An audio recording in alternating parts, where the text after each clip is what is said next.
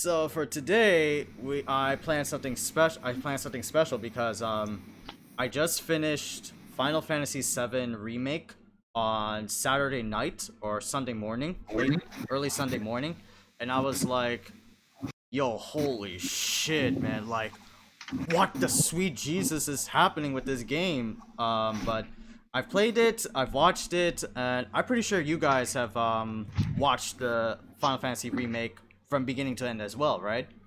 Yeah, for the most part, I think I missed like maybe an hour, but that was probably just side quest stuff that I kind of fell asleep for. And how about you, Eric?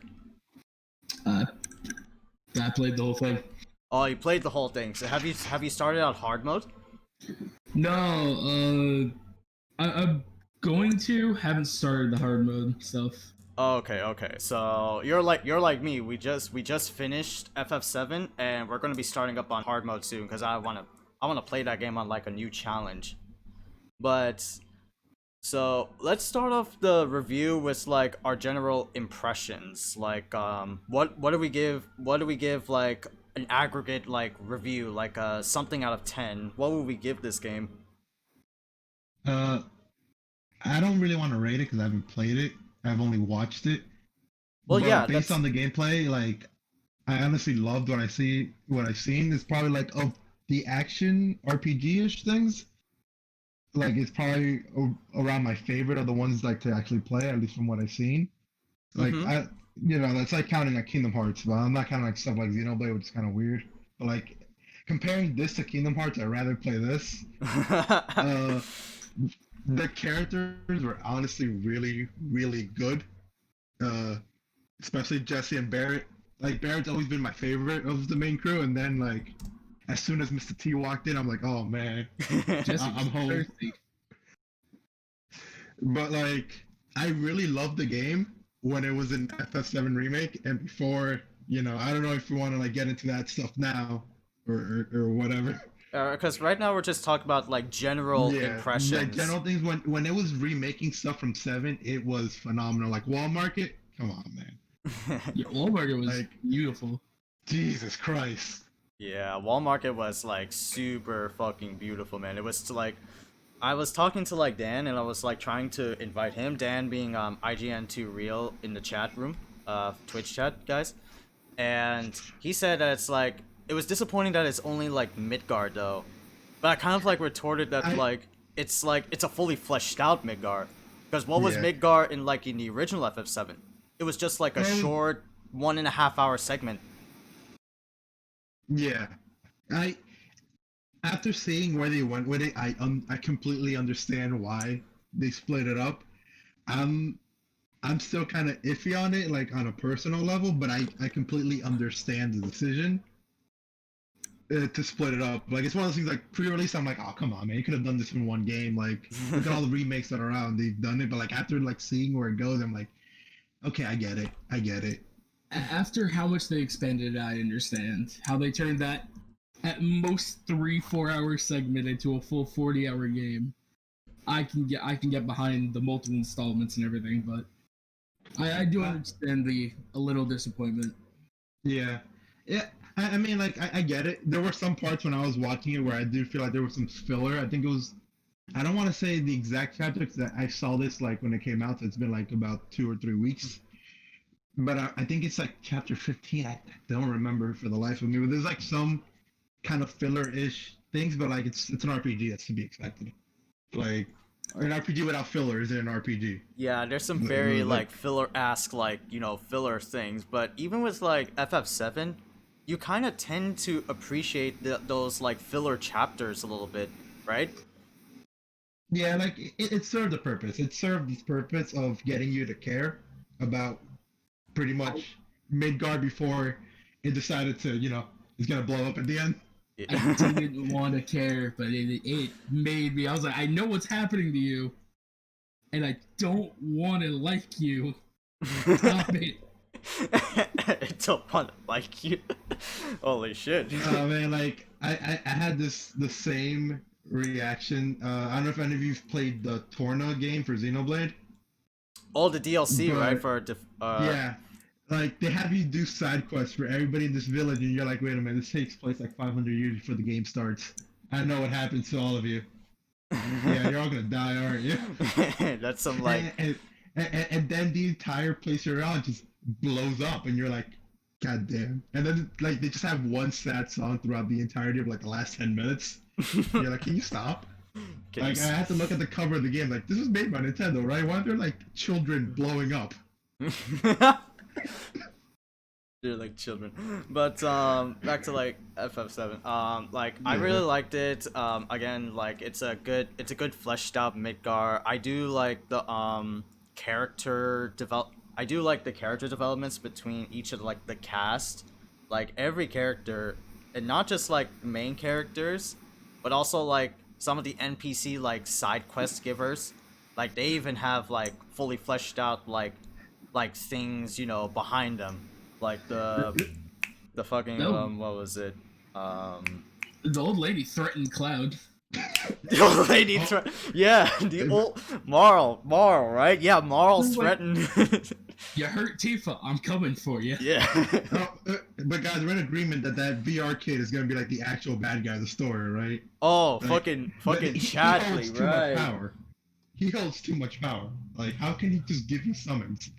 Who here first thought he was like a Nomura design alone?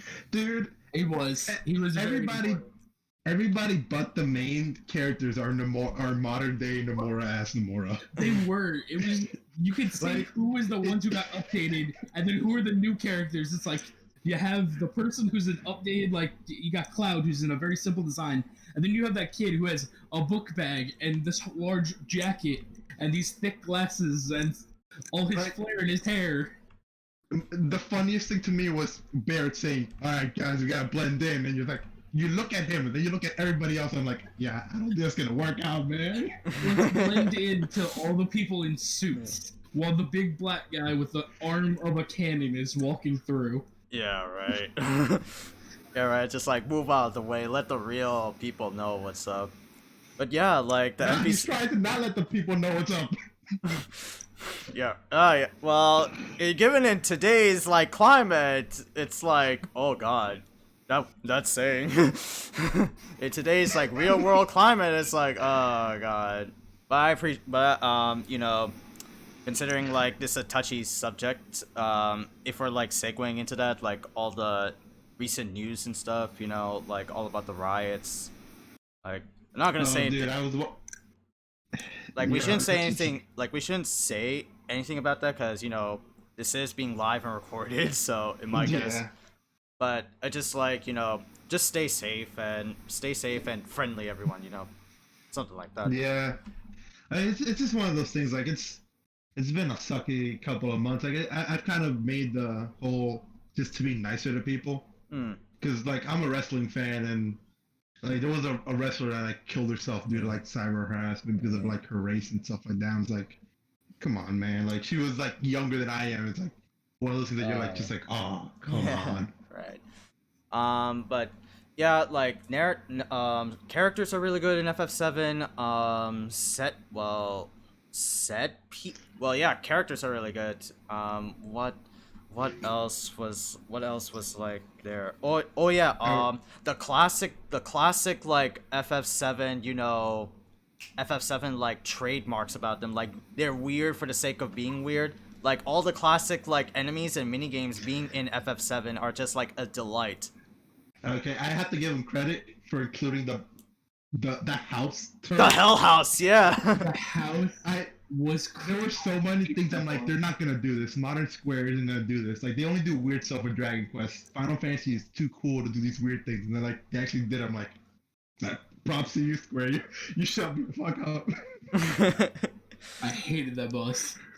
How much? Like it was awful. From what I saw, it looked really annoying to fight, but I'm just glad it's there. It was resistant to everything, had a bunch of iframes, and sucked you in the house. Yeah, it did. One really annoyed me. It always switches between like it always turns on and off with like barriers, and I'm like, you know, I had like to struggle with that because like turn on the barrier. All right, Aerith, whip out magic, and you know, The Hell House turns down. Oh, what does he do? Suck your ass in, and then you have to be stuck looking at that animation, or unless you side switch a character. That actually brings up something that I kind of was annoyed by the game, Mm-hmm. and that was the command system. Oh, the command system. What about the command system specifically, Eric? It was just, it took a second to get used to just like free action and then having to pause your free action to go tell people what to do and then continue your combo or whatever.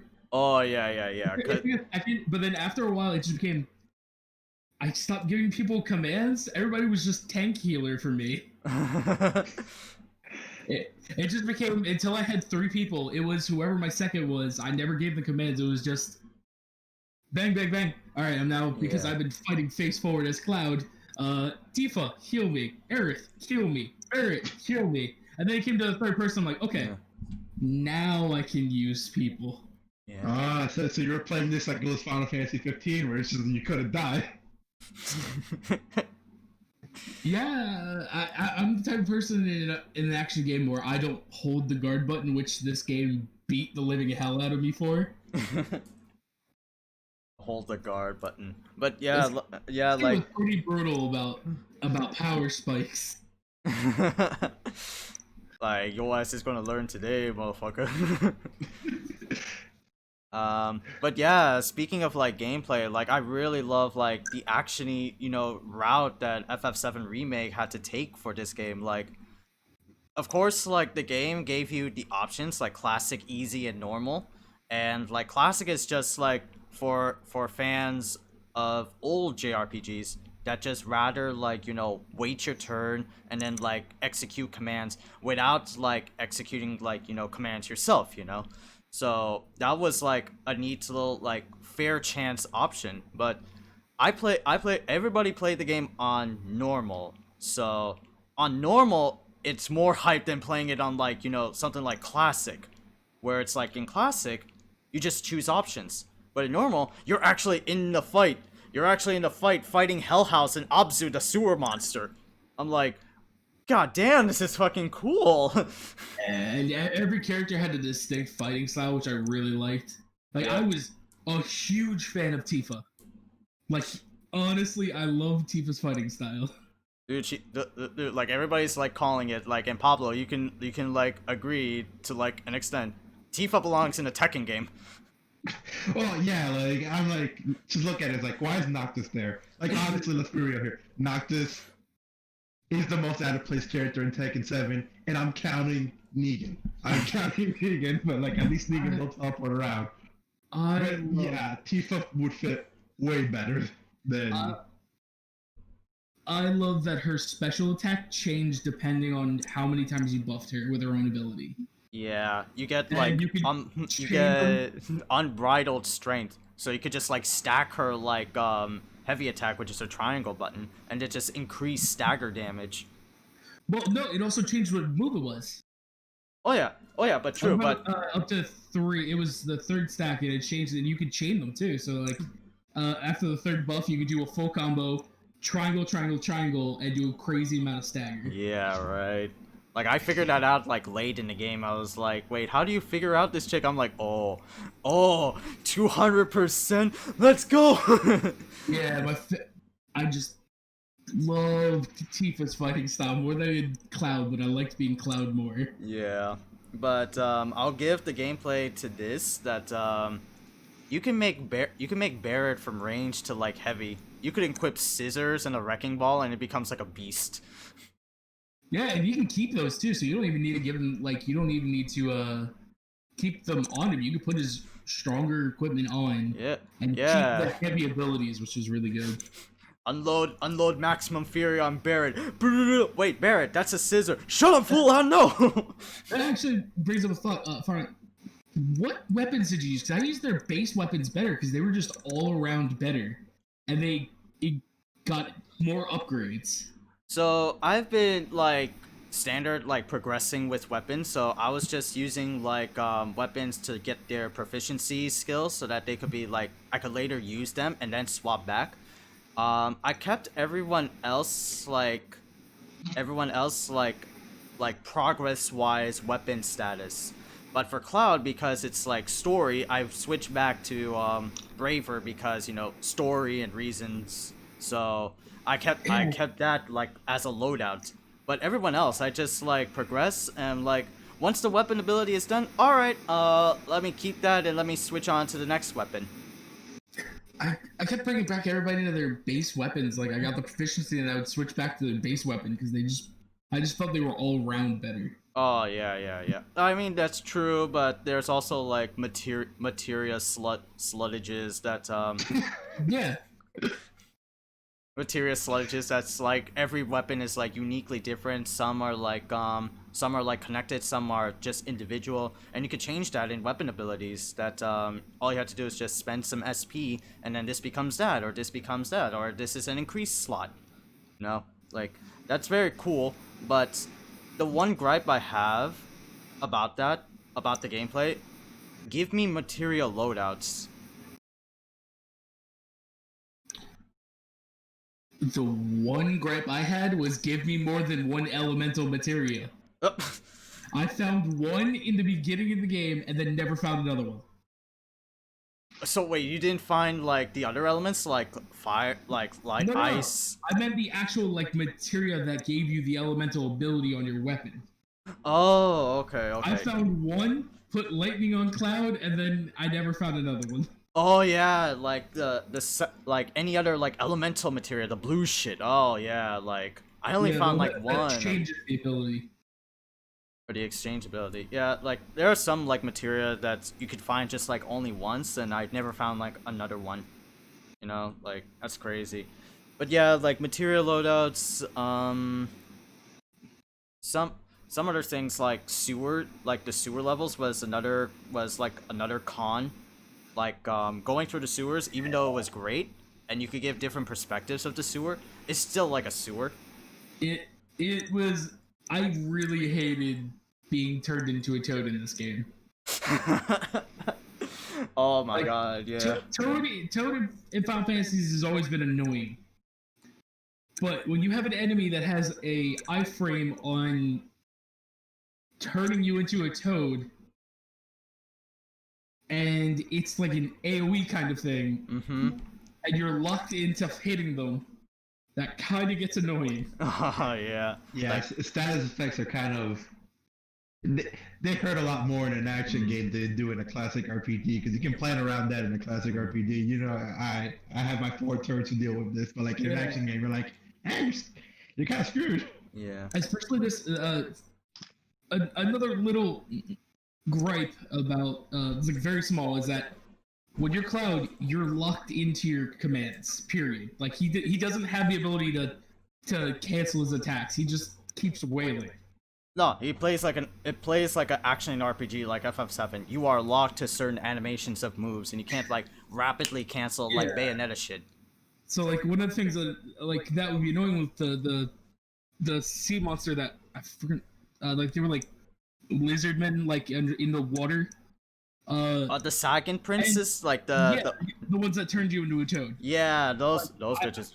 I kept getting caught about like, okay, this enemy's dead. Let me turn to that one, and if you are far away from and you hit the attack, he does a full lunge and he like goes after them. But a lot of the time, I'll be like, okay, that one's far away. I'm gonna go after that one. Oh, he started the animation for me doing the toad thing. All right, I'm gonna be a toad in a second. And it's just like, well, Cloud's just running to his toad. Cloud's just running to his toad. Yeah, there are definitely like things in this game that they take elements of like action games that like there's some like annoying ass enemies that you fight in this game specifically, like the Sagan Princess, the whack-a-mole like robot in the laboratory. That one was annoying. Yeah. Yeah, that one was annoying. Not much else. Those are like a few gripes. Of course, the Hell House is one of them. There's also the mono drones, that type of stuff. But like the enemy variety is really good. Like they can't like. The one thing about enemy variety I'll say is that for the monsters like the Hell House, the very like absurd looking things, and like those types of creatures, they're like one off or like two offs, you know? Like if you remember in like FF7 original, you fight like Hell House multiple times in like in the train section of Sector 7. But in here it's just like a one off. Yeah, but it had multiple stages, which is annoying. Yeah. Now They probably wanted to make it like a big set piece because, like, the enemy variety isn't bad in FF7 Remake, but I guess they're trying to make Midgar a lot more tame than, once they let you loose in the world in Yeah. Part 2, whenever that comes out. Yeah. So I guess they wanted it to be a special encounter. Mm-hmm. It does handle the JRPG trope of, and now it's a stronger enemy. We just changed the palette from red to blue, and it can use barrier. See, it's like it's getting there. That's my favorite trope, except when they don't change the color palette, they just change the eye color, like a la Dragon Quest. Like, oh, it's so much stronger because its eyes are red now. Because It looks the same. the little drill robots that have an eyeball, they go, here's the stronger version. It's blue. It can cast barrier. Here's the stronger version. Just let me go to MS Paint real quick and use the filler tool. That's it. Sorry. Every so often, it will do an arrow thing where it runs around fast while winning. Alright. Like the enemy variety, like you fight like the horse rider, like the ghost horse rider at the end of the train graveyard segment, and it's like you fight this guy multiple times in the original, but in the remake he's like a one-off, and it's like story impactful too. That had a lot of talking about dead kids, that segment. Oh yeah, a lot about that kid. That's where every little boy and girl dies. Oh my god. It's an RPG. It's gonna happen eventually. Might as well get it out of the way now. I'll get it out of the way now. Yeah, but enemies are good. How did you guys feel about the bosses? Like looking at the bosses or playing the bosses in the game? I had ups and downs. Either a boss was really fun or it was just annoying. Yeah, I'll tell you what my favorite boss is, like flat out, Rufus. Hated Rufus. I'm going to let me yell at me because I'm the person who doesn't guard, so I kept getting shot with that damn shotgun. But you gotta admit, it's like, albeit like Rufus, he's pretty cool, except for his like underwaist. Like this motherfucker's got too many belts on top of belts. I mean, like. Okay, that's Nomura. That's Nomura. Yeah, I know. Yeah, I was gonna allude to that. That's Nomura. When I was playing, I said, I'm like, why are you unnecessarily flashy right now? Yeah, right. Like, shit, man. You look cool. Like he in the original, and it's even prevalent here. He commands like a dog, but he made him more badass because he does like, you know, John Wick gun kata shit. Like, except in like multiple guns, he just uses like a shotgun as like a booster. I'm like, what the fuck? This guy's sipping all over the place.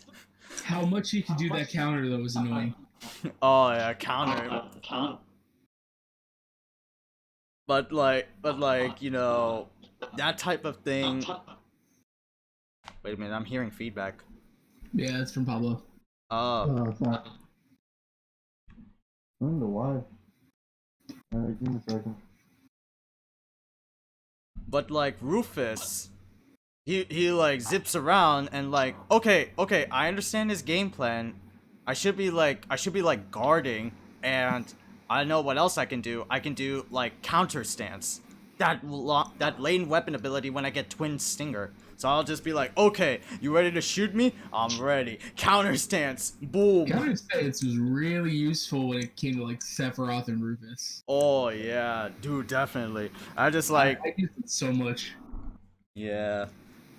Like, speaking of Sephiroth, we should like get to like the nitty-gritty topics of like what's really been going on with players on FF7 Remake. It's the fucking, you know, the final moments and the ending. Actually, I want to go to the beginning before we. Yeah. Before that, can we talk about how much he's stalking Cloud now? There is like a particular reason for Sephiroth to stalk Cloud in this I know. remake. I know, but it's just so much more. Like in the original Final Fantasy VII, he's like kind of a looming shadow, and this one he's like a ex-boyfriend that didn't get over the breakup.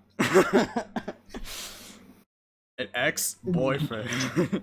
Then he just like shows up and is like, "Hey, Cloud, you know I'm thinking about you. Remember when we last saw each other? Oh yeah. More emotion than the actor for Yeah. Look, we had so many. Look at all the heat of passion that I burned your house down." Just look at all the yaoi porn that there is online of us. Wait, Pablo, I'm hearing your voice. It's kind of like muffled. Oh, is it? Yeah. A little bit. Just give me a second. I'll be back in a bit. Oh, okay. While Pablo is like fixing audio fixes, yeah, like the fucking, ending and like the last moments of FF7 are like, like fucking crazy. Sephiroth, that's what like Eric mentioned, is like literally like an ex-boyfriend just like stalking Cloud, and is like, you know what? That's kind of true. It's very plot-wise of like why he's doing it, Oh, just want to remind you. Here's my feather. I'm watching. Here's my I'm feather. here. I'm watching. Just remember, I'm here. Yeah, right? Like, I'm here, I'm just placing all these feathers, I'm doing all this shit, everywhere.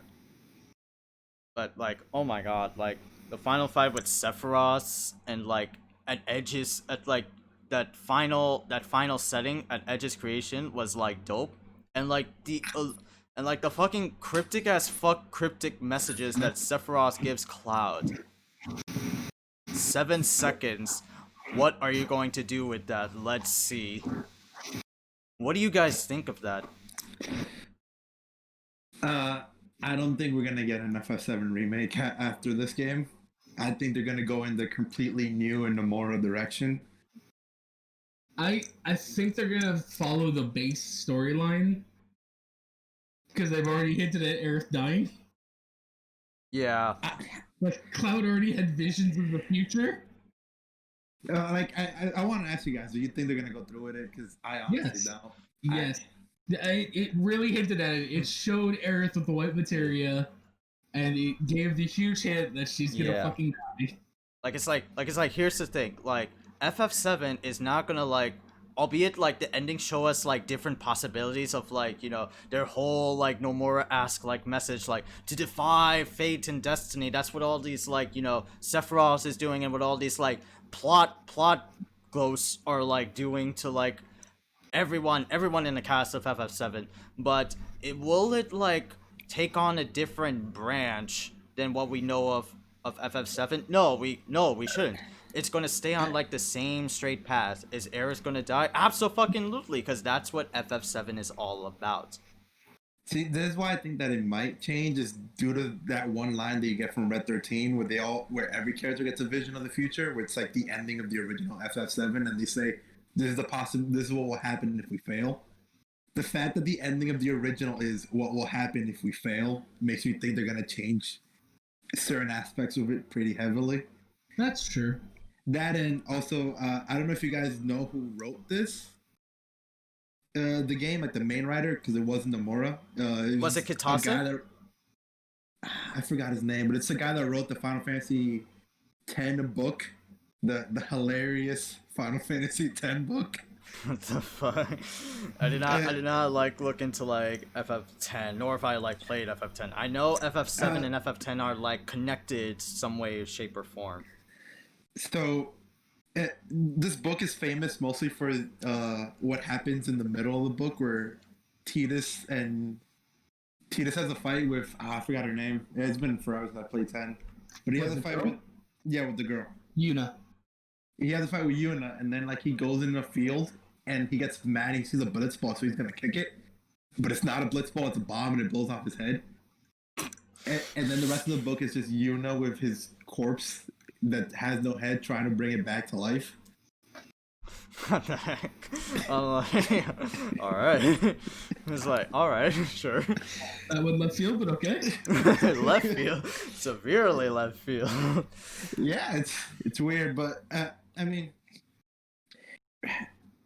it's my biggest issue with the game is honestly like I don't know if I'm fully on board with where this is going, man. Like maybe it's because like Kingdom Hearts 3, this pretty much like I played that game and I know it's not that fair of a comparison, but it's Nomura's other wild ride, and it's like I've never been felt so unfulfilled with like a game's like an ending of a franchise. I know it's not over, but like that's just No, what are you the arc talking about? story. We have the dark story coming to phone. Then we have the continuation of the next dark story. We Okay. have Xehanort's backstory. You mean Zik? Okay, you mean like Zigbar's fucking eluding ass plot?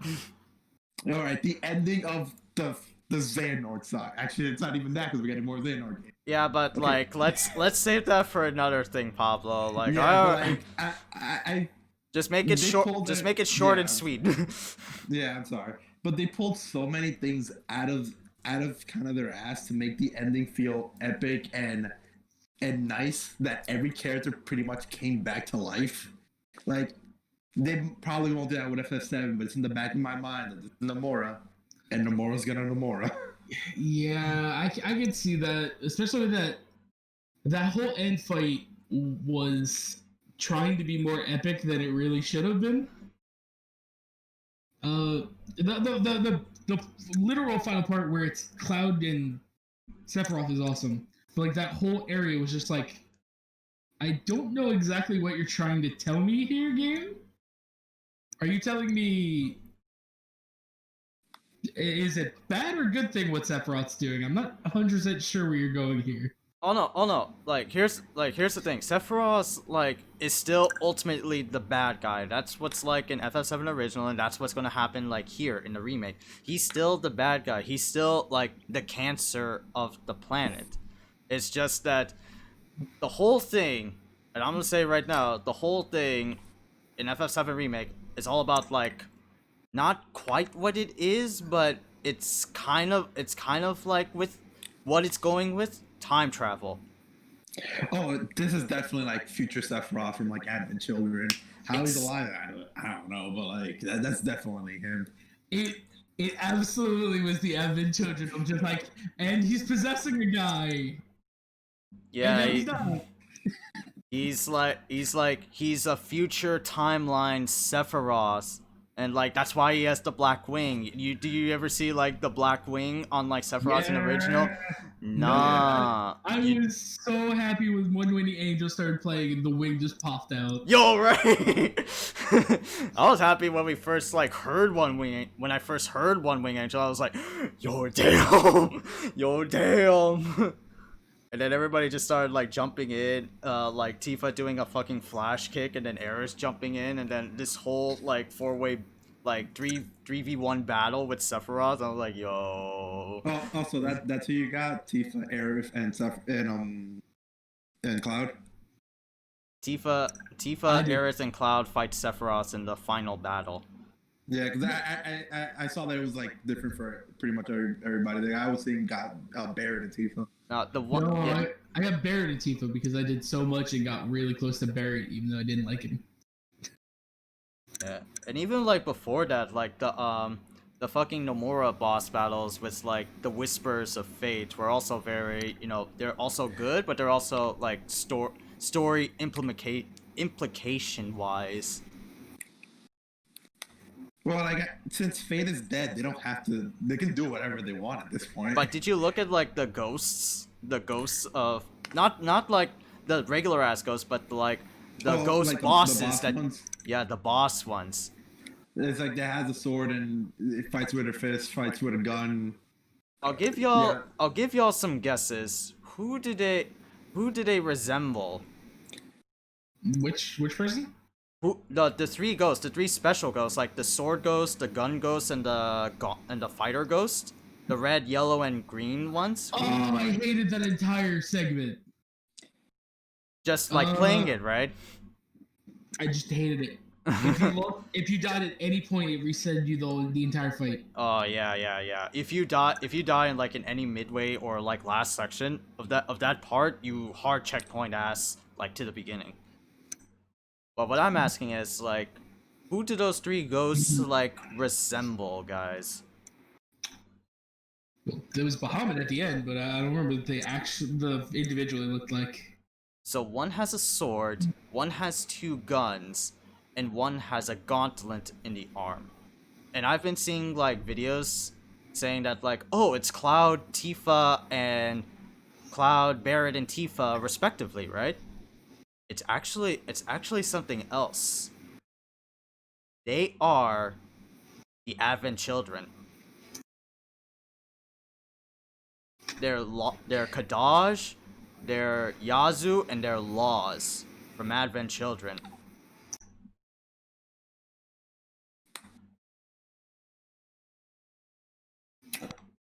I'm looking at them right now.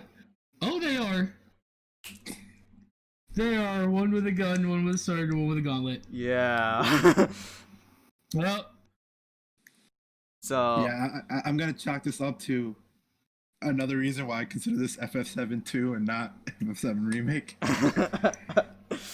Future timelines! Everything's going crazy! Dude, like, there's so much in this game that, like, there's if so you much don't know like what Final allusions to Fantasy like is- future settings in FF7 and past settings of FF7. There's Crisis Core, there's Advent Children, there's what was it? Yeah, there's like Crisis Core and Advent Children in this game. Dude, if you've never played Final Fantasy VII, this is like the worst spot to start. Well, it could be like, if you have no idea who Sephiroth is, and when he walks in at the beginning of the game, you're like, "Oh, who's this jabroni?" Who's this? Who's like it's like who this guy? But yeah, they're the literal Advent Children of from the movie itself with the same name, of course. Oz, Kada, and Yazoo. And when they fuse together, they summon Bahamut. And it takes like three or more people to take down Bahamut. Similar resonance in the semi-last fight in FF7 Remake. So it's Oh, no, continue, I'm sorry. So it's like, guys, are you like, what the fuck is going on? When you start like wrapping the pieces together like in your head, like after playing FF7, you're like, wait, what the fuck is going on here?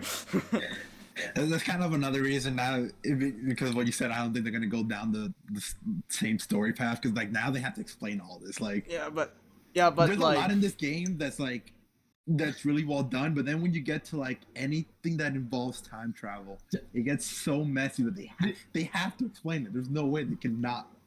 They can just say, "Oh, it just happened." This game is so bad at explaining, though. It really is, especially when you have Sephiroth stalking Cloud the whole time. When in the original version, he doesn't explain who Sephiroth is until after they leave. Until after they leave, yeah. So the whole time he's like, "Oh my God, Sephiroth! Oh my God, Sephiroth! Tifa, Sephiroth!"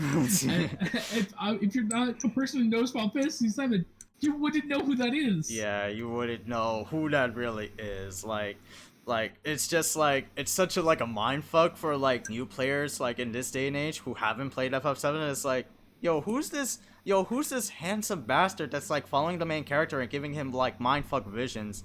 I'm like, what the fuck does this have to do with anything at all? Like one of the funniest things I saw was a commercial saying a perfect beginning spot for new players and returning players alike. I'm like just laughing, like, no, it's not. I'd be so confused if I never knew who any of these characters were coming in. Yeah, right. But like in all honesty, like Square Enix and like the rest of the staff did do their like best to like allude to not anything heavy wise. You just like, okay, there's Sephiroth, there's Cloud, like those are like the big names of like FF7. Why don't we just like dial it to 11 but keep the illusions and then dial that to 11? I just wonder where they're gonna go from here, because like you had your big Sephiroth fight. Yeah. I wonder too. Yeah. Because So I'm saying again, like things are gonna play out like exactly the same like way as like the original FF7. Well, similar to that, but not exactly. Like, I could see like the beginning. You're still gonna go to Calm. You're gonna still go to that quiet ass town, and then Cloud is gonna tell you, you know, his version of what happened at Nibelheim, because that's like what legit is gonna happen. That's like the first arc of FF7 Part 2. You know, that's how it's like gonna start off. And then like yeah, that would be the most logical thing. yeah, that would be the most practical way of doing it, because like since the remake happened, since you alluded like Sephiroth like so many times, you're bound to like know an explanation of like what the fuck is this guy's deal? Why is he like dropping his like little like genetic feathers on top of my Mako style ass all over the place, you know? I'm wondering how they will do Tifa's reactions when Cloud's talking, because they've already alluded that they have differences in their memories. Because Yeah. she kept talking about it's been 5 years, and every single time she's either confused or she's like, what? And that's gonna play a pivotal role with another certain character that will like come to fruition eventually, and that's Zack. Like She was already Zack, in it. I'm so confused with what's going on with Zack, man. They really threw that one randomly in because we don't know there's disparages in Cloud's memory yet. So Zack dragging Cloud, like defending Cloud and going, right, Cloud, is just so confusing for people. And then you see Zack look over at the city and you see all the Grove people again. But this is not when they're the later when it's the Road people again. But like, see, like I don't know if he's like alive or dead. Like, he should be dead. He should They be dead. really made it seem like he's alive. But like, that's where he dies, right? Like, Yeah. I'm not crazy. yeah, that's where he dies. That's where he like dies. Well, two versions. One was the Crisis Core, where he gets shot down by like a billion like Shinra soldiers. The other was like shot down by 2 in the original as a I was gonna say, flashback scene. instead of shot down like by 4 in the original. By 4. But in this, it shows him kill them all. And then you look over at the city, and you see the robes like surrounding the city, which, at the same time, before you cut to this cutscene, is what's happening in real time. It's what's happening in real time, because like they defeated Sephiroth, they defeated all like the ghosts, and like it's all like the underarching like theme, like they defied destiny, they defied, you know, fate. So like fate has been changed, timelines have been changed. Somewhere around the world, Zack Fair is alive, and he's just like a hitman somewhere. But how would Cloud work if Zack isn't dead? And I know, but there's also the thing is, Zack's not talking in his mind. No, it's not. The whole game, Zack does not talk to Cloud. No, it doesn't. It's just Sephiroth talking to him the whole damn time. So I just keep assuming that Zack's alive in this one for some reason. Yeah. So that's Also, what. Go because ahead. they Eric. have going off that is they've had the point where people who've been dead in the series are alive. Wedge is alive. Wedge is alive. Biggs is alive. Jesse's alive. The whole Avalanche Is Jesse crew. alive? Yeah. It's believed she is because when Biggs wakes up, Jesse's stuff is on the counter. Her glove and her like headband. Yeah. So it's Alright. like the thirsty girl's back. We're gonna see more of her, but we're not gonna know it. We're gonna see her in the golden saucer chat room. We swear. We're gonna see her in the golden saucer. She's gonna be like amnesiac because she's like she doesn't know what the fuck happened. So she's gonna be like an actress because that's what happened in Remake. They alluded that like she was an actress in the golden saucer. So when Cloud comes to the golden saucer, like at one point, it'll be like they see Jesse and they're like, wait, Jesse? And then Jesse's like, who the hell are you guys? That is something Nomura would do. That's weird. Officer Kate Sith was in the game for about 10 seconds. Yeah, Kate Sid was in there for like 10 seconds when the plate fell. I was like, no! No! Which is actually like true to like old FF7 because like Reeve, one of the head guys of like Shinra, he's the one that's like piloting Kate Sid's like the animatronic like catbot. And it's like, oh, there are multiple agents that can like that can like use this Kate Sis doll. They were building up more of Reeves' disobedience after seeing a lot of people die, and his like, I'm in this to help people, and I'm in Shinra. And like I'm in Shinra, yeah. But like back to like, you know, like Sephiroth and like all like the fate changes and like discrepancies of like, you know, the timeline. It's really like all about like time travel, and you could see that like heavily like implicit wise that like, you know, Sephiroth is just like meddling with like time. You could see them in like different points, and you could like and you can see them in like, and you can see Sephiroth in like different points, like meddling with time, that are like, you know, distorting the original like flow of events that was like going to happen. That's like going to happen with FF7. One example. Huh? I was like, as soon as he showed up in the beginning and started talking, I'm like, you're not the Sephiroth from this game, are you? Like, I had a feeling from the first cutscene. No, definitely not, because Sephiroth early game is like emo, just like teenager, just leave me alone. Yeah, you get that like comments, just like leave me alone. I need to be alone. Like I had to. And then as time goes on, he's like hey Cloud, how you doing? Hey Cloud, how you doing, Cloud? You gonna do this thing? Nah, I'm gonna let you do that thing. You gonna walk out of Avalanche? No, I'm gonna summon the ghost on you. Yeah, right. Like, man, like you can see like Sephiroth manipulating with events, like the flow of events of FF7 to build to his ultimate gain. Because when he sees that, he sees like his ultimate end. Like he somehow knows that like, oh shit, I'm gonna die. You know. I gotta make sure that like nothing else happens. I gotta make sure meteor fucking falls on Midga and nothing else should stop it. You know, and Aerith gets that as well. Aerith gets like prophecy woman all of a sudden and like starts guiding like Cloud to like you know. Yeah, right. She even says a line like if you do well enough in like in the choices, there's like a specific cutscene where Cloud meets her like spirit at like Aerith's home, and Aerith specifically says, "Don't fall in love with me." Do not fall in love with me, Cloud. It's just like, what the hell? Like, these are the characters that know about, like, you know, what's going to happen and what's going to really go down. The changes with the story and everything, and the kind of there's a plot hole that I can't get over, knowing the quote-unquote future Sephiroth is able to do, the Advent Children one. Mm-hmm.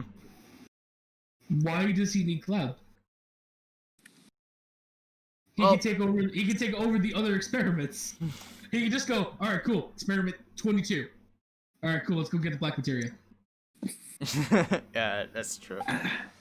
Like, I mean, like, I would assume it's the time travel ghost limit what he can do, because the whole point of the game is Sephiroth getting you to kill the time. But the time travel ghost showed up, murdered everyone in Shinra.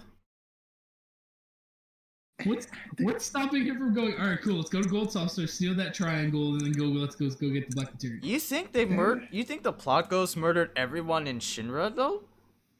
In that top floor, yes. I mean, like, but you see, like, all the execs, like Shinra, like Rufus, like Scarlet, everyone in there, they're just like still alive though. It's not like killed. The only person that the plot ghost could have killed is like Wedge, because when you see them blocking Wedge or like push him off the elevator, that's like, all right, is this motherfucker dead? I want him to be alive. No, but I'm talking like not the plot, not the rogue ghost. I'm talking like the people that he keeps possessing. Oh, the people. Oh, yeah. Why does he need Cloud? Yeah, I mean, if he can possess a body, why doesn't he just go, okay, cool, let's just go get the black materia? Let's just go get the black materia. Well, it's just As soon as you get into a time ghost, the story gets really messy because there's so much. It does, and it's just a messy story when it gets to the ending. But I'll be like, I'll be like for it because like in time travel, or at least like in fiction, it's like one of the greatest like plot mechanics that you can do. That's why Endgame was good because of like time travel. MK11 was good because of, time travel. You get to see all like your past and present selves, like just like interacting with each other. You get to see past events, or just like fiddling around with past events. Yeah, but time travel gets always tricky, and to bring back to talk about something we talked about before with KH3, they fucking went wild, and it made no sense when the time travel was involved. And this is unfortunately another thing. Was like, but what are you trying to tell your story, and how are you going to define how you do your time travel? Yeah. That's always the problem. And right now, they're alluding to maybe time travel's going on. They're alluding to some other thing is going on. But at the same time, it's like, I don't know where you're trying to go from here. Yeah. If you're trying to go for Sephiroth is not a time ghost, how does he do all the things that he's been doing lately? Is it just destiny? But then at the same time, the planet is talking to Earth saying, let's stop that. Yeah, like the planet giving Aerith signs that like you need to prevent this from happening, and like it's just a battle between like Aerith and Sephiroth of like who's the ultimate victor, light versus darkness, shit like that. Like ultimately for me, what it's gonna come down to is how part 2 explains it. Because I like time travel as a plot device if it's simple. If it's like simple and done to, well too. Yeah, because like with NK11, they brought back the past. That was it. That was the only explanation I needed. They brought back the past, and we go forward from there. I don't know if any of you guys have played it, but like Dragon Quest 11, it was just something happened in the past, so we gotta go back there to change it. Okay, yeah, that's it. That's simple. That was a simple way to do it. It's just, you went back to this point in time, and you killed the guy. That's it. If they do time travel where like several different people came back at several different points, I'm gonna be so confused, and I'm not sure if I'm gonna be unlocked for the most wild ride. I don't know what. I couldn't tell what the direction is from now on, honestly. I can't. It's going too far from being Final Fantasy VII, but it's still following Final Fantasy VII. Yeah, like it's like here's like this. We're like at like Yomi level. We're at like small. We're at like, what is it? Not small brain, but like semi medium brain. We need to get to like big like galaxy brain, And we gotta get to Nomura brain. That's what we gotta do. Well, Nomura brain, true, but it's still a brain. Nomura brain is just shoot up a bunch of drugs and write it down on a paper. And then fill in the plot holes in 10 years when people finally want it. And let's be real here. Final Fantasy VII Part 2 is gonna come out like in 2031. Yeah, probably. It depends on how big they want to make it. There's no way there's gonna be an open world. I don't think so. I don't know about you guys, but I don't think so either. It's gonna be because like they could keep the combat. They could keep the same mechanics like still there, just with like more party members and stuff like that. Because we're gonna get Vincent, we're gonna get Sid, Red 13, and then we're gonna get Yuffie, and that's like the main cast. And it's like we've already done that with like 4 characters. Let's just do that with 4 more. And that's gonna be really annoying because that's gonna be a lot of skill trees and a lot of. If we do get the full party though, I hope they bump it up to 4 party members at a time instead of 3. Oh, you want it to be like FF15 style? Yeah, because like 3 works now because like the party's kind of limited, but like if you get the full roster, like you better have like 4 people at a time. It's just like KH3 where they're just like, hey, you can have a 4th person. Yeah, right, and you can have 4 to 5, technically. Yeah, I was gonna say unless like it's Toy Story where you get both Woody and Buzz. But in terms of like back to like story and stuff, like there was a funny article that came out, and maybe it will ring some bells, but maybe not.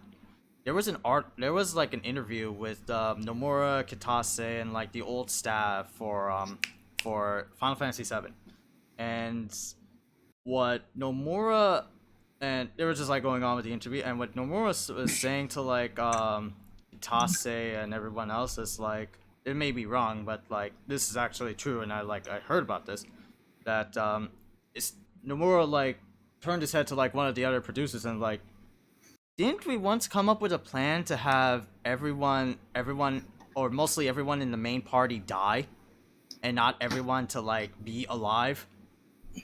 And then the rest of the crew said like, oh yeah, we did that.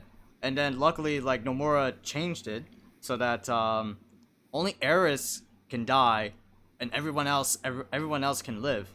In the original script of Final Fantasy VII, it was hinted that only like 3 characters after the second like infiltration of Shinra, only 3 members would survive. Cloud would stay there because he's main character, but you would have to choose 2 others, and then the rest would just die. Yeah, I remember reading that they were gonna think of killing off Barrett at some point, which, well, that came back. Well, that came back pretty fucking hard. Like that was their like developer interviews, like, wow, this could have been like heavily like fucking different, you know? Yeah, it is always interesting to see it. Like, I'm kind of of the mind you can't make it that depressing as your finale. Like, go whole hog if it's like a prequel because we know where this is gonna go. But like, if it's a finale, like, yo, come on, like at least let me go away happy. Especially if it's like 100-hour something game, like, yo, come on, man. 100 hours something. But yeah, like like there's just like so many like I get what you guys are like coming from. It's just like I don't know what's going on with like, you know, what's going to be after this remake, what's going to happen like next, you know, like, and it's like that I want to say anticipation, maybe, like, would it be anticipation for you guys, like just to like find out what goes on next? I would say it's anticipation for me because there's 2 things about this game. The gameplay seems great. Like, if Final Fantasy doesn't want to do turn-based, it's fine. Like, I got other turn-based games I can play, and this is a good system to replace it. However, with the story, I am in the story right now at 50-50. It can go either a great way, or it can be the most hilarious train wreck I've seen in my goddamn life. Because, like, there's so much good that can happen. But I've seen these writers before, and I know how much bad they can do. Yeah. So, like, it could be really good, or it could be really bad. Either way, I am so excited to see where this is gonna go. This is also like a great allusion to like, if anybody can like make that connection. This is also like a connection to how we all felt when the new trilogy started for Star Wars, when like Force Awakens happened. Right? Like the Force Awakens, like we are introduced to this new cast, new questions, new untold answers and mysteries, you know, shit like that. And I get it. It's like hyping us up for the next part. Honestly, I'm in that, but in the less of the this is awesome, let's go. I'm in the I don't know if this is gonna be any good, but I'm ready for the batshit crazy fun. I am ready for the final boss part 2 to be Cloud, which is evil future Cloud. Nomura. Future Cloud, and Zack to fight Sephiroth. Nomura is famous for the let's go balls to the wall batshit insane. He already did that. And this game, I know, and I'm looking forward to see where it's going from here, because I love Nomura batshit insane. Like, it's just so much fun to watch him go like, I have no idea how you got here. I'm along for the ride. Let's just see what goes on. Like, 15 was like that. I'm like, alright, we're in the future. What's fucking going on? We're in the future, and Noctis can't grow a good beard for some reason, okay? He hasn't eaten for 15 years, but he doesn't look like he's emaciated, alright? Yeah, like, the direction, the story, how, like, Eric is saying Nomura batshit crazy. We're all hyped for it. Let's go. Let's see how crazy this is. But then you also have to have like cautiously like looking at it as like, oh god, this could be like maybe one way south, you know? But like I'm really interested if the setup was that ending with Sephiroth. I'm looking forward to the full payout because this was the all right, guys. Here's the concept. This was concept art. This was a 40-hour concept art. This is basically Metal Gear Solid 5 Ground Zero. This was the proving it exists. So they can go, all right, guys, now leave us alone so we can make the big version. We can make the bigger and badder version. We can make all the stuff that's like crazy. If this game, which was 100% Nomura batshit crazy fun, was the proving ground, I want to see what the big picture is. Yeah. Yeah, because like that's like big ending. I'm already like seeing like a big ending for it myself, and it's like something to do with like Zack. Maybe they'll like, you know, team up with Zack and like take down Sephiroth together because they're both intertwined in some way. Because it all goes back to Sephiroth. This game has a huge tone shift from the original 7. The original 7 is bleak and depressing and just serious. This game took time to have a fucking musical number, oh my god, the fucking DDR dance with Cloud, I love that shit. Straight up a scene where Tifa and Aerith almost get raped. Yeah. Let's go with. Yeah, it's go chase some Juggalo. Oh, there's a girl who stole a key. Go get her. Yeah, everything in like an original FF7 is just, yeah, like what Eric said, dark, bleak. It's very like innuendo as shit, and it's also, yeah, that's also true. It's like very innuendo and shit. Like, you know, the fucking sauce, bruh. I need to get the sauce. What the hell do you think the sauce?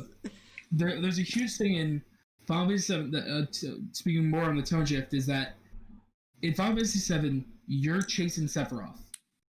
In this one, it seems like Sephiroth is just like next to you the whole time, going, "Hey, you look for me? I'm ready." I'm like, I'm right here. All right, you need to do this. All right. You see that feather? Look at that feather. You don't see that feather? No. Look at the feather. Look at the feather. And the whole thing, the huge thing about Sephiroth is in 7, when you're following him, you're seeing the power disparity because you get that giant snake demon that like fucks you up when you go towards the mines, and then you find a dead one impaled in a tree that looks like it was just thrown aside with no problems. You constantly get told how strong Sephiroth is, and you keep getting shown it. And this one, you fought Sephiroth, and you basically stopped him, and he's like, "Not yet," but it's like, "But you're the final boss, and I just kind of just whooped your ass a second ago." like, can we talk about how Cloud goes through his Dragon Ball Z transformation and basically just becomes overpowered basically in one fight to fight Sephiroth? He does. He definitely does the anime know you. I mean, where it's just like, I'm losing, and now I'm madder, and I'm more determined. Now I win. I mean, I get that, but true. But it's also like Sephiroth is like, what's the core of like Sephiroth? Even in like in the original, he's like a manipulator of things. His real body is like his real body is like cocoon cocoon in the northern crater glacial mountains, like in a legit northern crater, and he's just like using Genova cells, like not Genova, is it Genova cells? Yeah, Genova cells. Yeah, that's his mommy. That's his mommy. He's using like Genova Sephiroth's combined incest mixing of cells, and it's just guiding like all the test subjects, including Cloud, to like manipulate these events and manipulate them so that they could first get the black materia, they could get all the test subjects down in one, and they could just rebuild the planet by sending down a meteor. You know, like Sephiroth is a grandiose fucking manipulator. He's like, his real body doesn't show up until like the last arc of the game, or last last third of the game. And what Cloud is like fighting is like it's just nothing but a vision of him, but a very extreme version of him, or avid children of him, you know? Like, it's just like Sephiroth is not really, there. Okay, I whooped your ass, but wait, that's not him. I gotta like look out and meet the real you. God, I really hope, and I say this with complete and utter honesty, that we don't get a face turn for Sephiroth, or like past Sephiroth. Because like, I'm just assuming there's two Sephiroths right now. I don't know about you guys, but I'm assuming there's just two of them right now. I really hope we don't get a face turn for past Sephiroth. Because God, if they do what they did with Kingdom Hearts 3 and try Oh, to face turn the bad guy, that shit is just, God, why?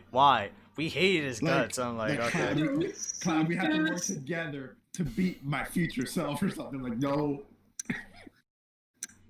No, he's not. I don't think they'll do that. I don't think they'll like face turn, or if there's like a future Sephiroth that's like evil, and a past Sephiroth that's like, oh God, what the fuck did I do? Why am I so deprived? They're not gonna do that. Sephiroth will be the main bad guy, like through and through. There's no way they're gonna like divert that expectation. It's just gonna be his dad, Hojo, walks up and goes, "Stop it." And then Sephiroth's like, "Okay, Dad." Okay, Dad. Now go to your corner. What? No, team up with Cloud to go stop your big self. I was like, what can you do? I'm like here. cocooned over here. I'm like cocooned in ice over here. Dad, what the fuck are you doing over here? Why are you looking at me like that? Oh, but dude, can we talk about like some of the other characters? Well, not like the major characters and plot wise, but like the other characters. Like Hojo is fucking disgusting in this one. He looked dirty. Hojo Like, is a freaking. That side to place in like years. Hojo's a freaking sleazeball. He's a slimy ass sleazeball in this one. Aerith, I dissected your mother. She was beautiful. Every single microbe in her body. Whoa. Yeah. If you want to meet her, I'm willing to hook up a microscope. All up in the microscope. Yeah, like Hojo is like disgusting, and it's like, you know what? This is kind of good. This is what Hojo is. He's a dirty ass sleazeball that doesn't give a fuck about anything except for science. I mean, he was basically gonna spoil the plot before the Tide Cops was like, no. Ah, you're a soldier? No, you're not. Yeah, he was definitely alluding to the main twist of the whole series. Yeah, the main twist, which is like Cloud is not really a soldier. He's not really. He's just Zack Fair just mind fucked him and trauma fucked him up. Oh, Pablo dropped the game back.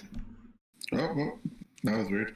That was weird, definitely. But yeah, like the whole thing about like Cloud's like thing is that he is just literally Zack, and when he goes to like that poor ass village, handicapped and just gargling Mako, that's when he realized, he's Cloud and he's not Zack.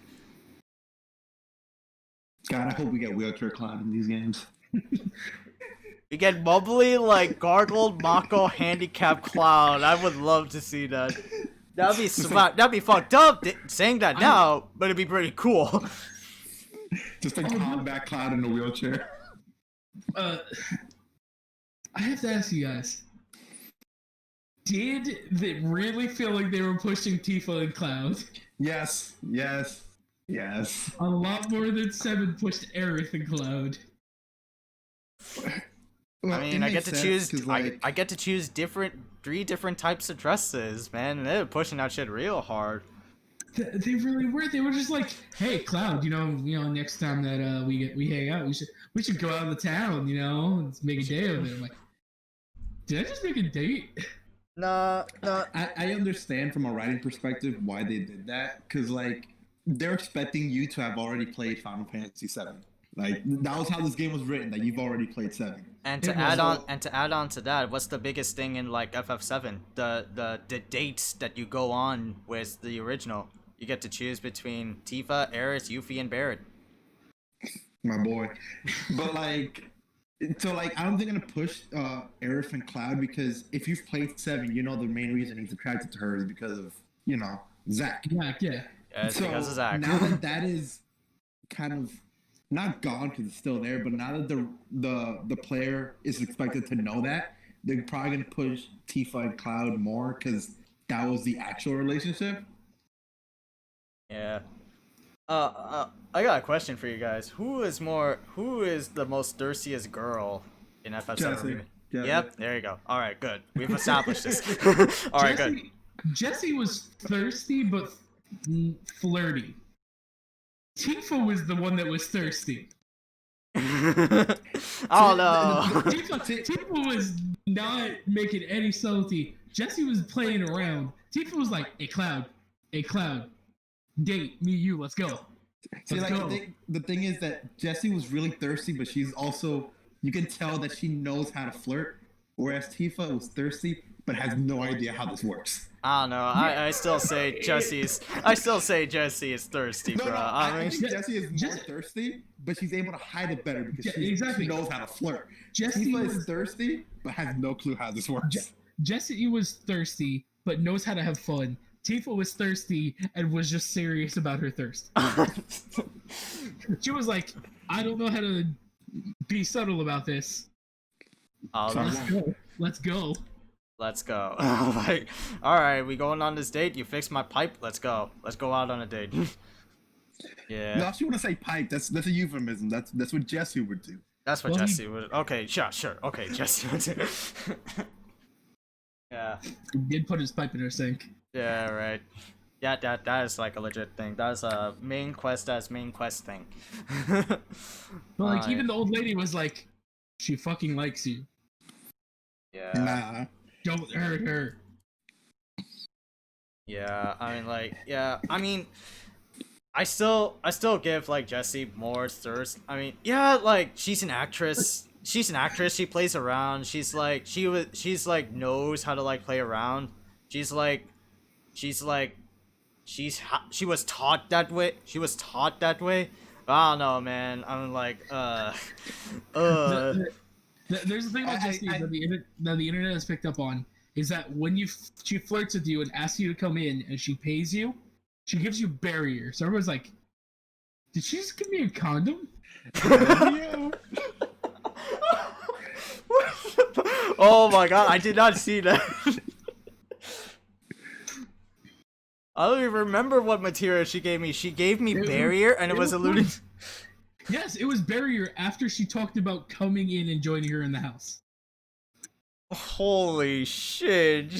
She gave Cloud a metaphorical condom. I'm like, whoa. I didn't pick that up until I was looking at someone was like, she just straight up invited us in and then gave us a condom. And I thought the sauce quest with Johnny was more innuendo. I didn't know about this one. Holy shit. I didn't know about I only knew about like the sauce one. I didn't know there was that innuendo. God damn, man. Yeah. Like that's like this thing I would like to see, like, and so like going back on it with like what Eric said and what we were talking about, dark, bleak, like very serious. Like I like to have more like lighthearted moments in FF7. Like give us some more of the crazy, wacky shit that we don't see a lot of in like FF7 original. Like Golden Saucer, it's a fucking arcade. Communicating with the dolphin, it was a fucking like neat little thing when you get to like what was it in the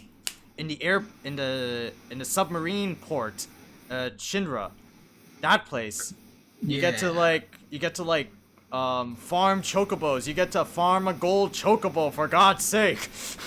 I want to see mating chocobos scene in the game. It did. The original did have its levity moments, but it was always just like a brief stint between like the dolphin. What happened afterwards? Terrorism. I think every part's gonna be as lighthearted as this one because the thing is, You want to see Hojo at the beach? Let's go. Like FF7 is really bleak, but it has moments of levity, and now that they're splitting it up, they have to add more, or else it's gonna be too bleak. Yeah. And that's why Wall Market exists. It's just just go have fun. Yeah. Everybody's gonna die in a bit. Just go have fun now. I so enjoyed the fucking honeybee scene. I enjoyed the honeybee scene, I- and there's also No, one I other thought thing that. I enjoyed. That was the Madame M massage. Oh man, I've I never seen did that not- hand caressed so sensually before. I did not need to know Cloud's O face. Cloud's oh. That was the thing I didn't need to know. I was waiting for the Japanese censor bar to show up over his hand. Like, Yo. It's blurred out and pixelated. Do any of you guys did any of you guys see what happens if you choose the poor man's course? No, I didn't. Nah. I went. This is a brothel. Let's go with the highest pay I can. Me and Leo saw what that was on stream. You know what Madame M does? She fucking breaks Cloud's hand. Ooh. that's probably his fetish too. Let's be real here. Breaking your hand is I mean. Hey, the dude fought people for a living and makes money that way. He probably gets some excitement out of it. Maybe the Mako fuel in his body, like the Genova and Sephiroth cells in there. Yeah. Oh, can we talk about the mercenary stuff? The Avalanche stuff? Yeah. Yeah, all the mercenary jobs that he did. That was pretty cool to actually like see Cloud be a mercenary instead of just accepting that he is a mercenary. Yeah, see, that's also like the levity, but very like implied. Like you do all these side quests and you see like a more like brighter thing. Well, kind of not really, but a more like brighter thing in like FF7 Midgar. But, like the side quests are like really gave shape to like characters and NPCs. Like everyone is like fleshed out. Oh yes, the lighter side. There's this monster underground slaughtering people.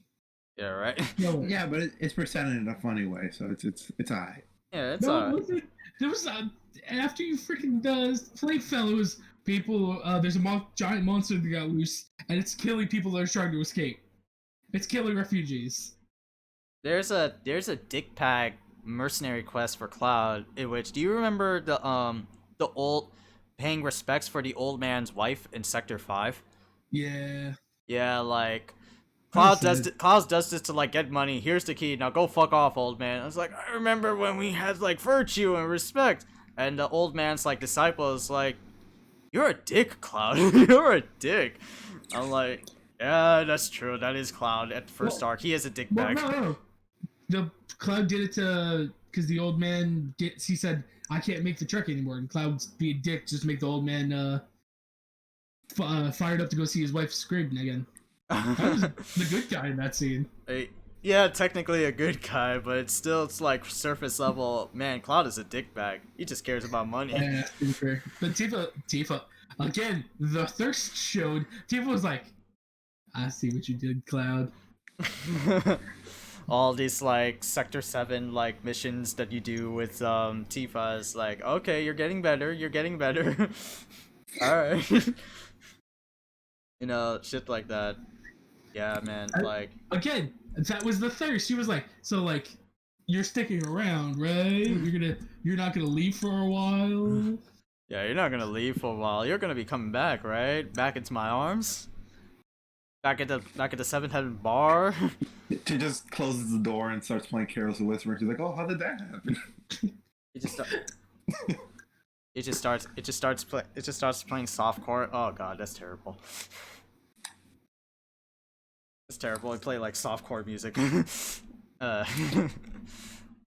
just pay one of the guys downstairs start playing saxophone for some reason. I don't know how that happened. No, Pablo. It's the saxophone, but it's gonna be the MK11 friendship sax. Oh, I love that one so much. Yeah, that's so good. But yeah, what would be to back on it again? What would your guys' like biggest like hope? Not like story wise, because we's already covered that. But what would be like your biggest hope for improvement on like a game level for FF7 Part 2? I know it's not gonna happen, but I really want them to have an overworld. That would be really great. that doesn't happen in RPGs anymore unless like you're Dragon Quest or Xenoblade. Like the overworld's pretty much dead. And the overworld for 7 was so vital in that game that I want it back. I Yeah, know like- they're not gonna do it, but I want it. I want it so bad. What I really want is I want all the characters to have really fun fighting styles like now. Because all of them Yeah, are really dude, distinct, like- interesting ways to play. Like How Barrett has his overcharge, which is really good for getting rid of flying enemies. Tifa's just stacking abilities for crazy stuns. Aerith, with her ability to supercharge magic, and her also crazy way to do stuns. Yeah. And her Like just support like is thinking crazy. about like the different character styles that they're gonna add for the last 4 characters of FF7 is like mind-boggling, man. Like Yuffie, for instance, she's not just gonna be some chick, some 14-year-old chick that throws a star. She's gonna be a fucking flat out stylish ninja, does like Naruto jutsus and shit. Vincent's gonna be like an edgy like Spawn but with a gun. Vincent is the perfect one where I'm interested in seeing how he's gonna work, because his whole thing was transformations. Nah, bro, it's all about Kate Sith when he throws the fucking dice for a limit break. That I'm assuming that's gonna be his triangle, the throwing the dice. This triangle is gonna be a random RNG moment of like, That- all right, That's what I think it's gonna be. It's gonna be the dice having RNG effects.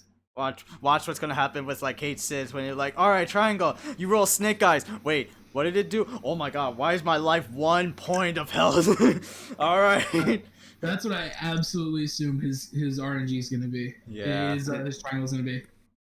As a hero player in Smash Bros, this excites me tremendously. This excites you. Good.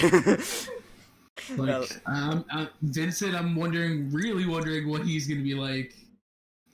Kate Sith, I'm a little less because I never really cared about Kate Sith. Red 13 should be fun. Yeah, What I does would he- like to see Red 13 and what he's you know- like. He's a playable character in the data, right? The game has him in it. Yeah, that's why I don't buy he the was- whole excuse of. He was supposed to be a character. Like they people have hacked it and they've gotten his character out. Oh shit!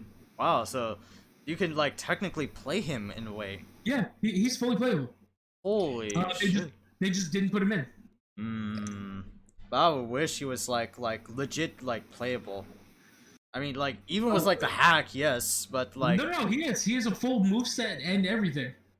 oh wow, They just didn't put him in at the end of the game. yeah, they just didn't put him in. God, He dude. has a full playable character model. He has a full moveset. And he has his first ability. Yeah, he has his first ability. What was it? Stardust Ray? Yeah. Yeah, Stardust Ray. Yeah, you get to see that. All of that's in the game. They just didn't put him in at the end. Yeah, they just didn't. Which I'm like hoping as well. Like, give us more. Like, give us like the rest of the characters and give me like unique ways of how to play as those characters, like what you did with Cloud, Barrett, Tifa, and Aerith. Like, give me those.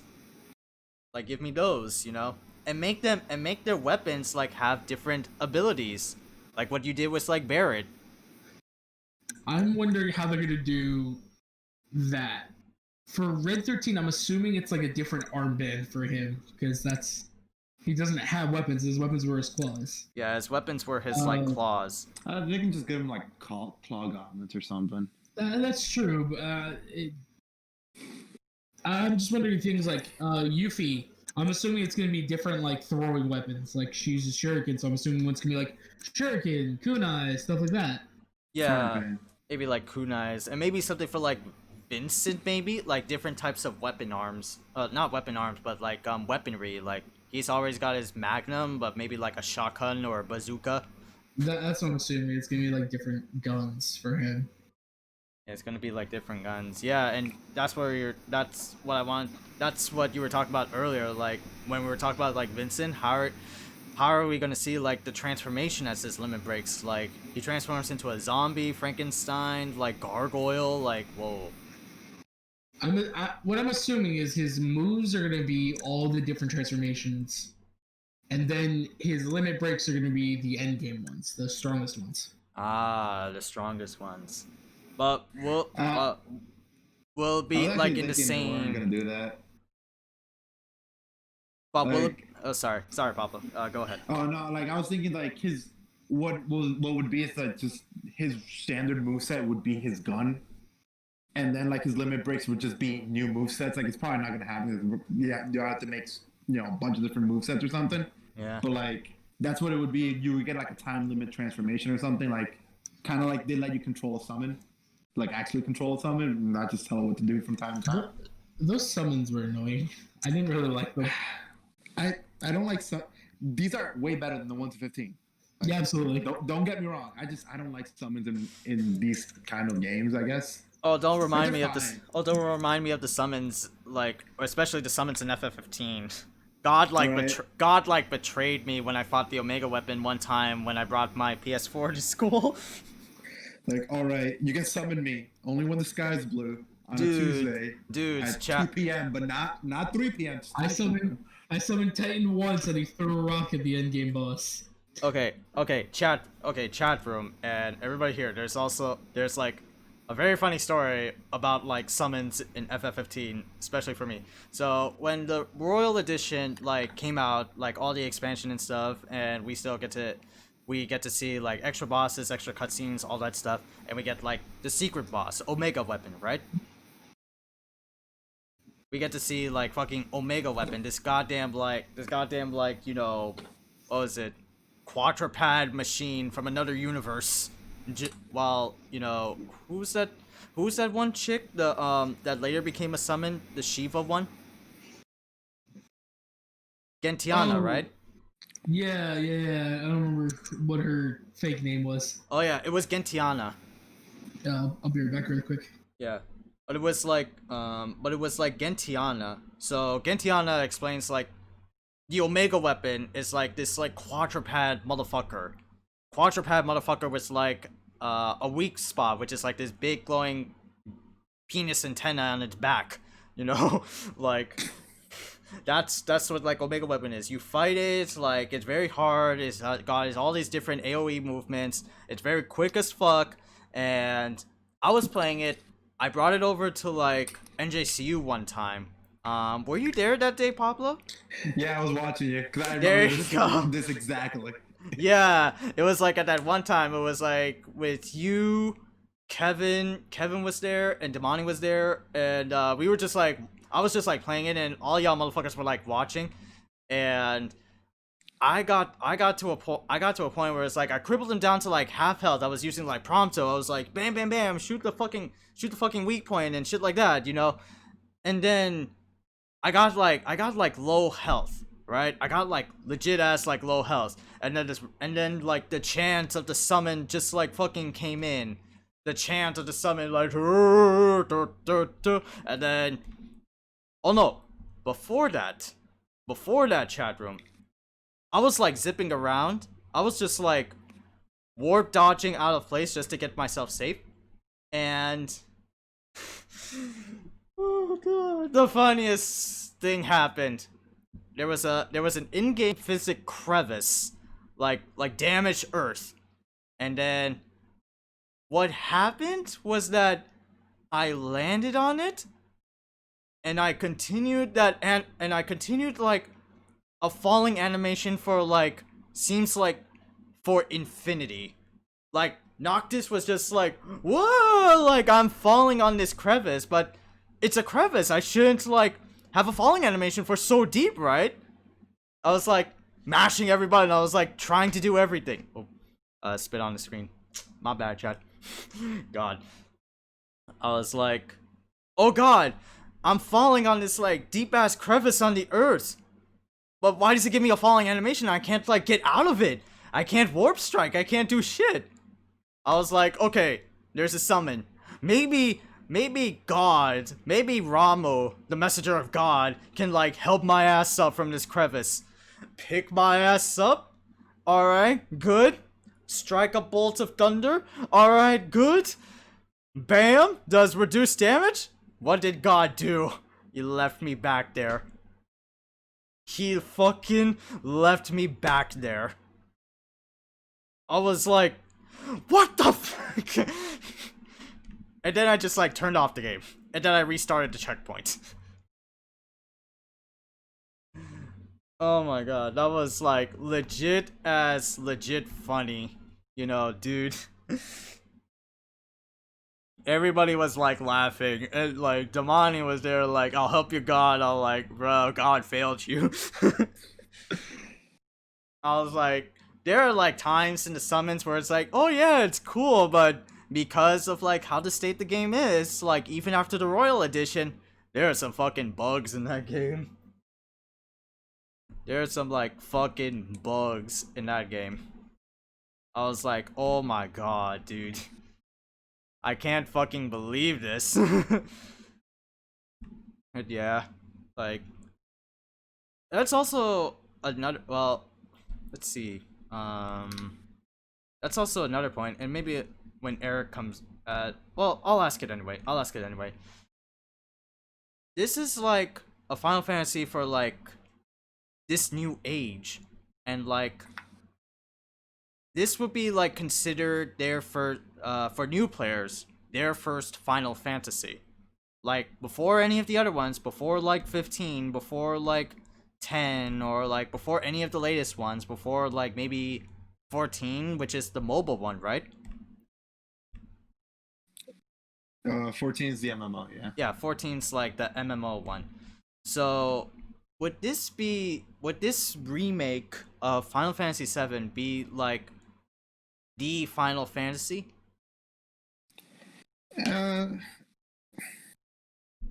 That depends, because as far as it is right now, It could be. It's a fun game, but like for a new player, I don't know if they would necessarily be attached to it as much as somebody that played it the first time, because like there's so many things the game just doesn't explain to you. Yeah. Like if you don't know who Sephiroth is, the beginning of the game makes no sense.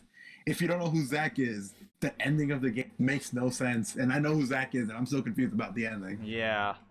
Like Aerith being able to have visions and knowing knowing about the time travel ghost makes no sense if you don't know that she's an ancient.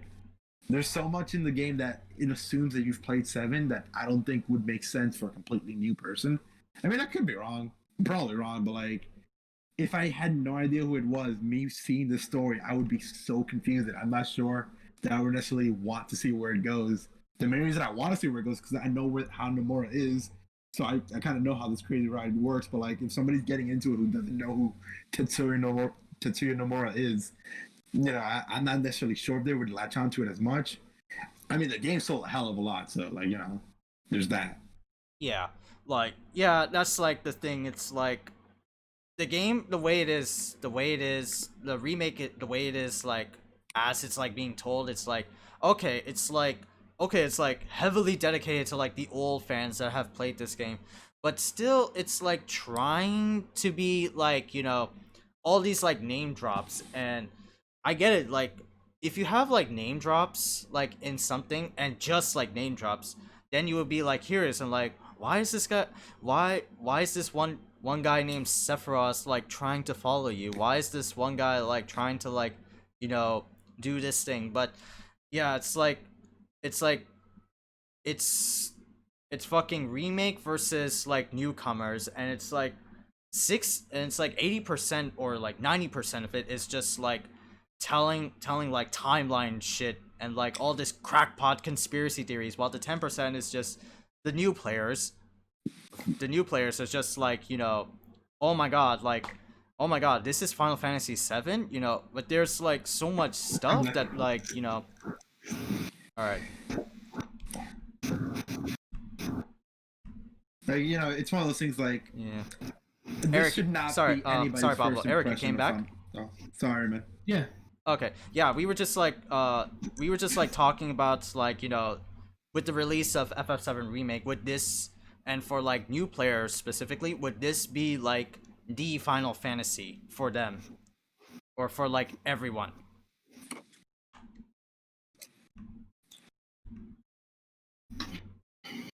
No. Eric goes for like a hard on like no. Eric goes for like a hard on no. You know, like No. It's This too is not a- confusing.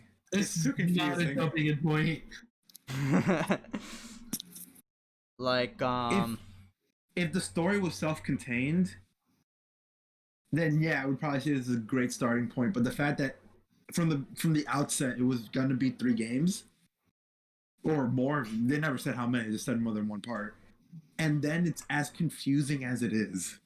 Because like it's not just that you need to play FF7. You have to watch like Advent Children. You gotta play Crisis Core. There's so much you gotta do to actually understand what goes on in this game. And if you don't, there are some scenes that are just you're gonna be a deer in headlights. yeah, there will be like some scenes like yeah, like this like remake is deeply connected to like Before Crisis and Advent Children. And if you don't know what they are, like you're gonna be lost beyond. You're gonna be in a world of hurt of like confusion and like discourse. Like Eric, I was telling him like if I wasn't aware of Nomura, I don't think I would want to play part 2. And I don't know what your opinion on it is, but that's kind of how I stand. I think Eric already said about like his things and the Nomura isms a while Yeah, no, ago. but like if you didn't know who Nomura was, like if this was your first experience in the Oh, okay. how likely would you be to play part 2? Oh man, not a lot, honestly. Because again, jumping into this game, knowing Final Fantasy VII, I'm like, all right, cool. Let's see where this is going. But thinking about it as someone who doesn't know Final Fantasy VII already, there's so much I would just go, I don't know what I just witnessed, and I think I'm okay. I don't need to know anymore. It's like I that. think it would have just been like a lot of was thrown at me, and not a lot was let me to experience it, and not a lot was explained on what anything was. Like, why do I have to go talk to a Dawn and pretend like I'm a prostitute? What? I mean, I'm a big old fuck off soldier dude that you keep telling me. Can't I just go kick down his door? Right, like all those things, you know. But like, You tell me there's a lot of guards. I've seen 3. hey man, I've seen Leslie's 3, powerful, I've taken alright? down a giant robot like what, an hour ago? I'm pretty sure I'm good. Yeah, I'm pretty sure like I'm fucking good. I fought a fucking hell house. That rain demonic chairs on my ass. I'm good. You know. But yeah, like I see like where you're going with this, Pablo. And I'll still like say more like benefit of the doubt, like, you know, it's all about like that mystery that like, you know, all these like different name drops and like this different like person drops and like this great grandiose like anime Advent Children like final boss that's like, you know, okay, I fought him, but there's like another version of him, he's still not alive, you know. Like But like, would you come to that conclusion if you've never played 7? Because like you never really see 2 Sephiroths. You just there's one in the future. Like you may think he's one in the future because he's saying some things that he shouldn't know at that point. Yeah, if But you wouldn't know. You shouldn't know that at that point if you hadn't played 7. that actually worries me, because if it is 2 different Sephiroths, because then you're gonna see a Sephiroth that is powerful and is like knows a bunch of stuff and he's strong and he's just witty and smart, and then you're gonna go to emo teenager. And Yeah. it's gonna be a huge tone shift when you go from I'm gonna fuck with you just because I can and I'm here. Come on, Cloud, do it. Come on, Do it. come on. And But- then you're gonna go from ugh. But like that whole thing is Yeah. like, you know, that's just like speculation. Like it's not like certainly true. I know. It's just the fact that there is differences between the Sephiroth that we're supposed to have from the 7 has and the one that we were shown, which is the Advent Children I'm a Dick one. Yeah, like, I don't know. Like, I'll still say they'll still keep like, you know, like that Sephiroth intact, but it'll still be like, Vision, but it'll still be like Visions. They're not going to be like a physical manifestation of like the future Sephiroth. It'll still be like a vision of, you know, Sephiroth from the near future. So it's just like guiding the Cocoon Sephiroth, which is the real Sephiroth in the Northern Crater. But then again, I bring up the point. Then why doesn't future Sephiroth just manifest in one of the bodies and summon Meteor? They haven't found the black they haven't found the black materia yet. The black materia is still stored in the Temple of the Ancients. No. But if he's a future Sephiroth, why doesn't he just do it himself? Before Aerith wakes up to a power to etc., and she sacrifices herself powering the white materia. I see what you're coming from. But like with the whole different. If he's guiding past Sephiroth, why doesn't he just go, "Hey, it's right here. Here's how you get it. Go to Goat Saucer and murder a bunch of people, and then you go here and then just follow a maze, and you'll be good." Yeah, Sephiroth just like, you know, mind fucks everybody. Not just like Cloud, but like every other test subject who has Sephiroth in their fucking cells to do like their bidding. And it's like, okay, do this thing. Okay, do that thing. Yeah, it's a way to see right now. I still can't get over what they're doing with Zack. I have no idea what they're doing with Zack. I can't possibly think of what they're doing with Zack and like come up with anything, because they hint that he's dead. They really hit it home. He's dead. When he walks back to the city and Aerith, and you know, the past him and current her, you know, diverging paths, showing that they'll never be together again. But at the same time, you show me what looks like now with the past, and nobody remembers a bunch of flying ghosts surrounding the city. So I have to make the assumption that that's now. But with the ghosts, it's like they heavily like say that they heavily like show that like not everybody can see the ghosts. Only like a select few guided by fate can see the ghosts.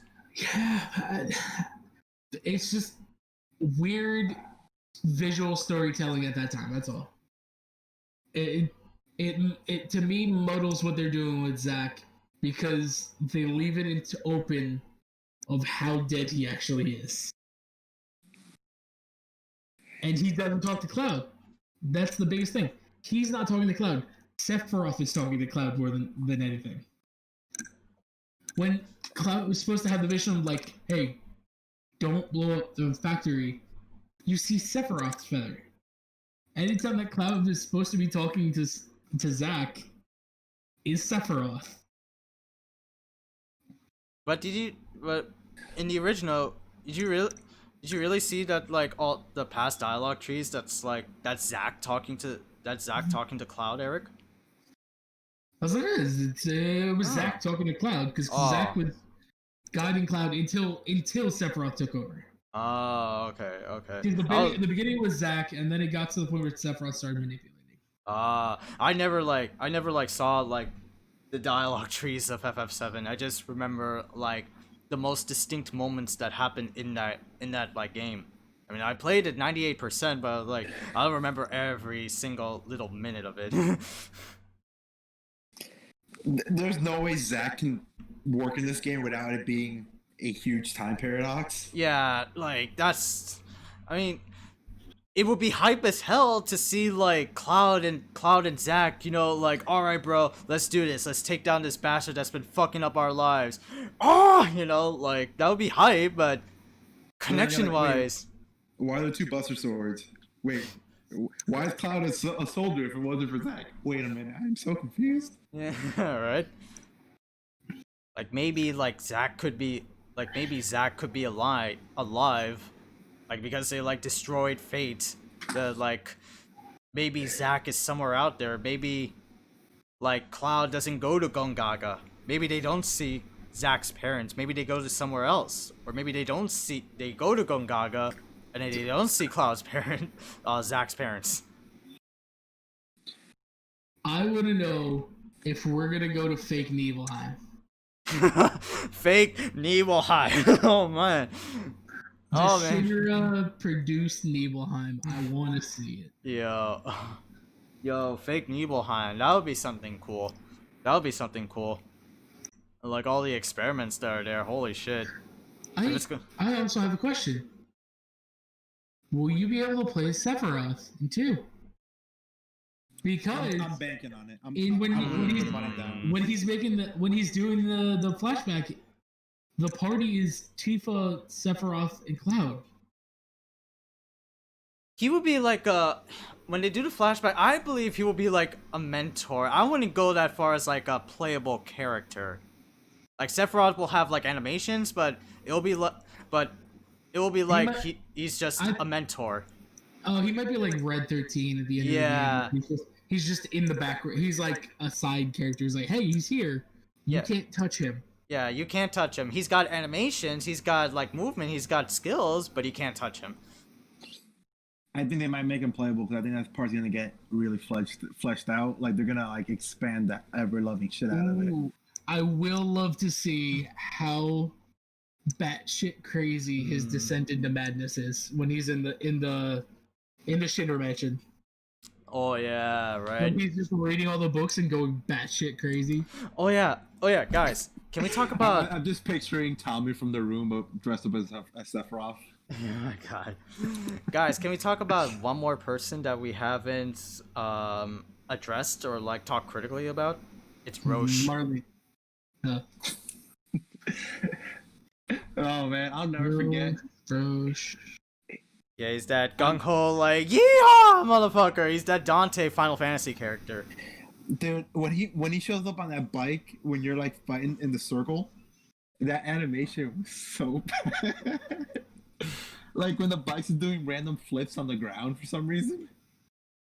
Yeah, like oh, that did not look good.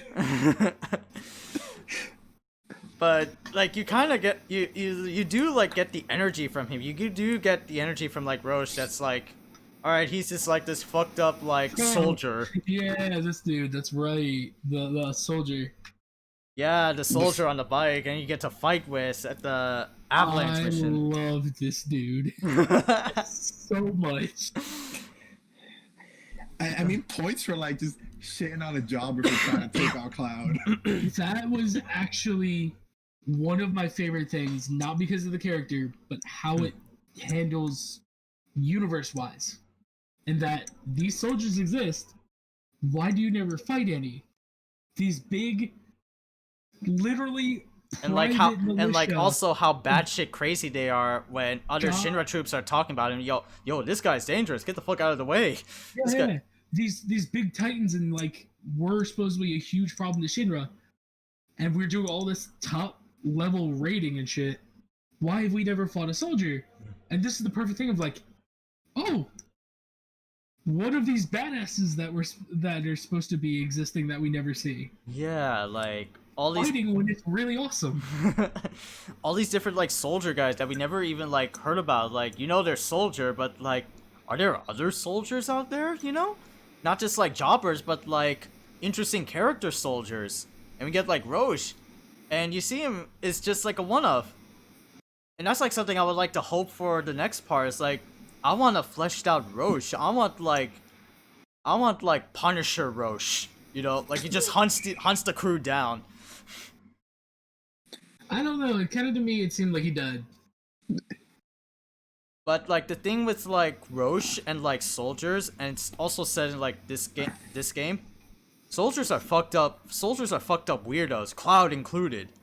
Well, yeah, it's because the makeup poison. Yeah, Elmira says it. That's like you traded power. You traded the normal life for power, and it's heavily there that like being a soldier is like at the cost of like infusing Mako energy, Mako cells, or Sephiroth cells into your body. And you start going through Mako cellular degeneration, a topic that was like a thing in Crisis Core. fucking Angeal and Genesis, dudes.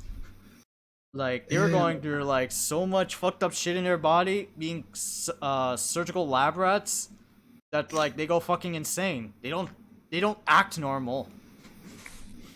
Like, I loved Roche so much. It was an interesting just dynamic with all the lightning and stuff. But like,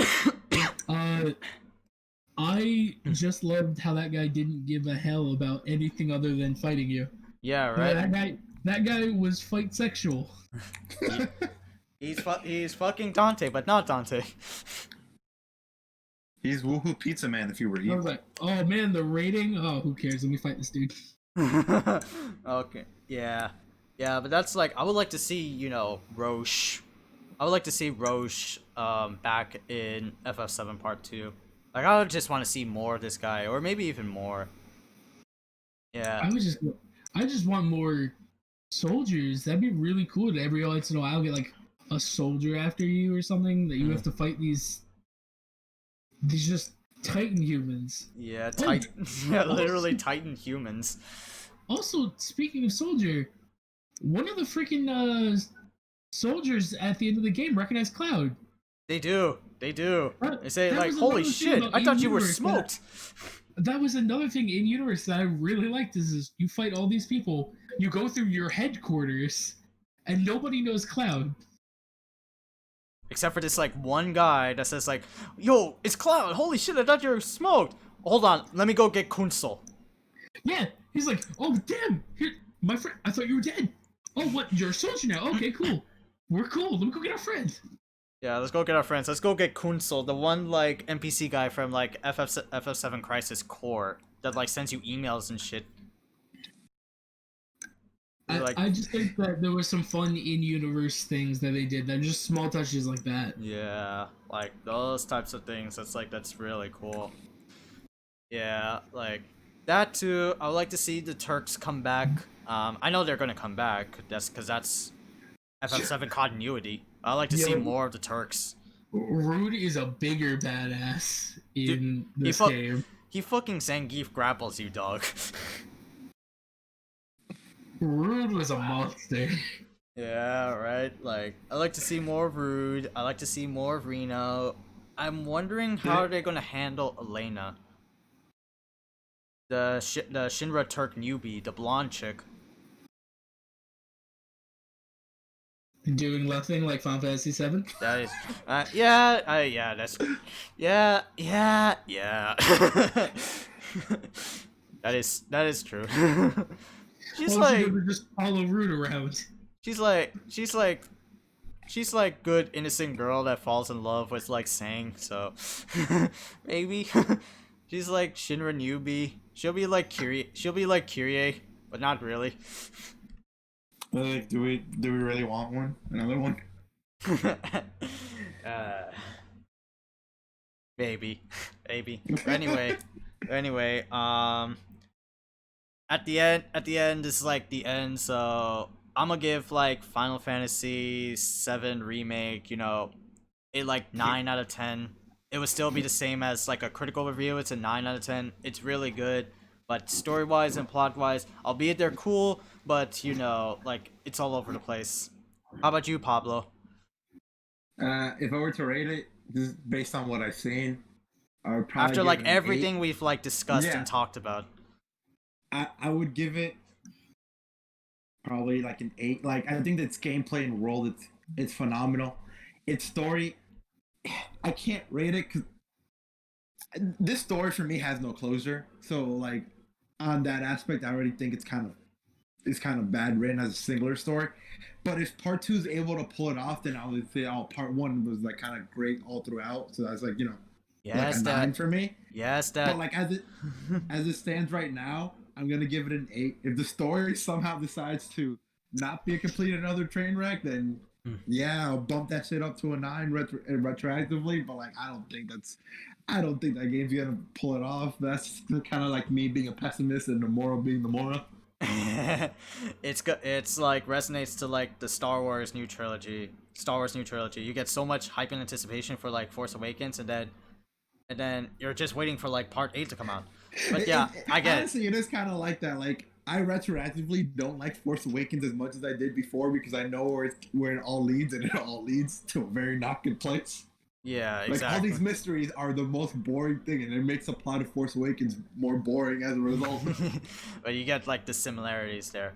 Yeah, it's like Yeah. that. It's like that. And last but not least, Eric, what would you give? What would you give FF7R, FF7 Remake? An 8, honestly. Same as Pablo. Cool. It's less story for me, and it's more gameplay wise. I had some fundamental problems with gameplay. Like it felt like I was being forced into playing a very specific way, or I wasn't able to have fun.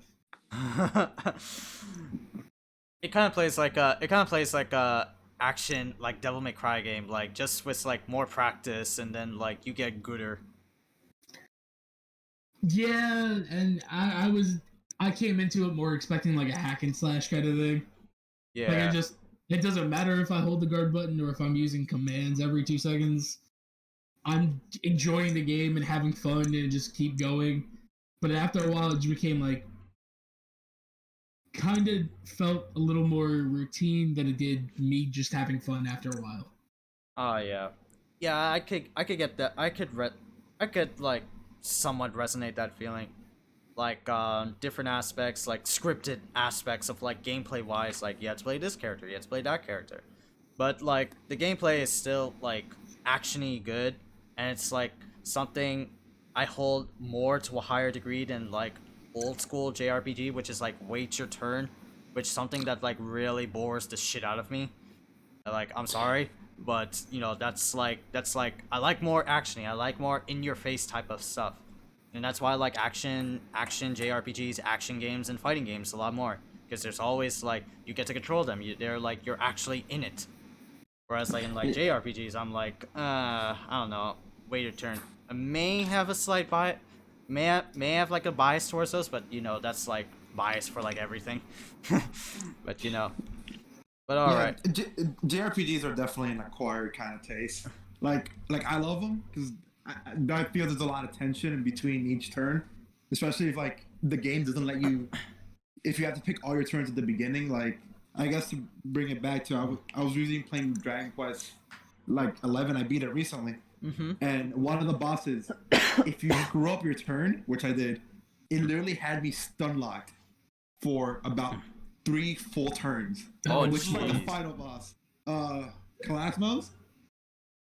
Oh, I never finished Cosmos. Oh, dude, he had me stun locked for 3 turns, and I'm there seeing my party very slowly meet their demise. I've heard about Until that. like suddenly at the very last turn, one of my guys decided to not be paralyzed, and it was just go time from there.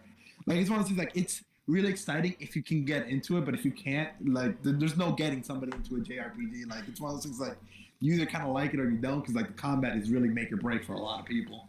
Yeah, If you like turn-based, there's a lot of tension to be felt there because you one screw up and most bosses will just, oh my god, they just destroy you.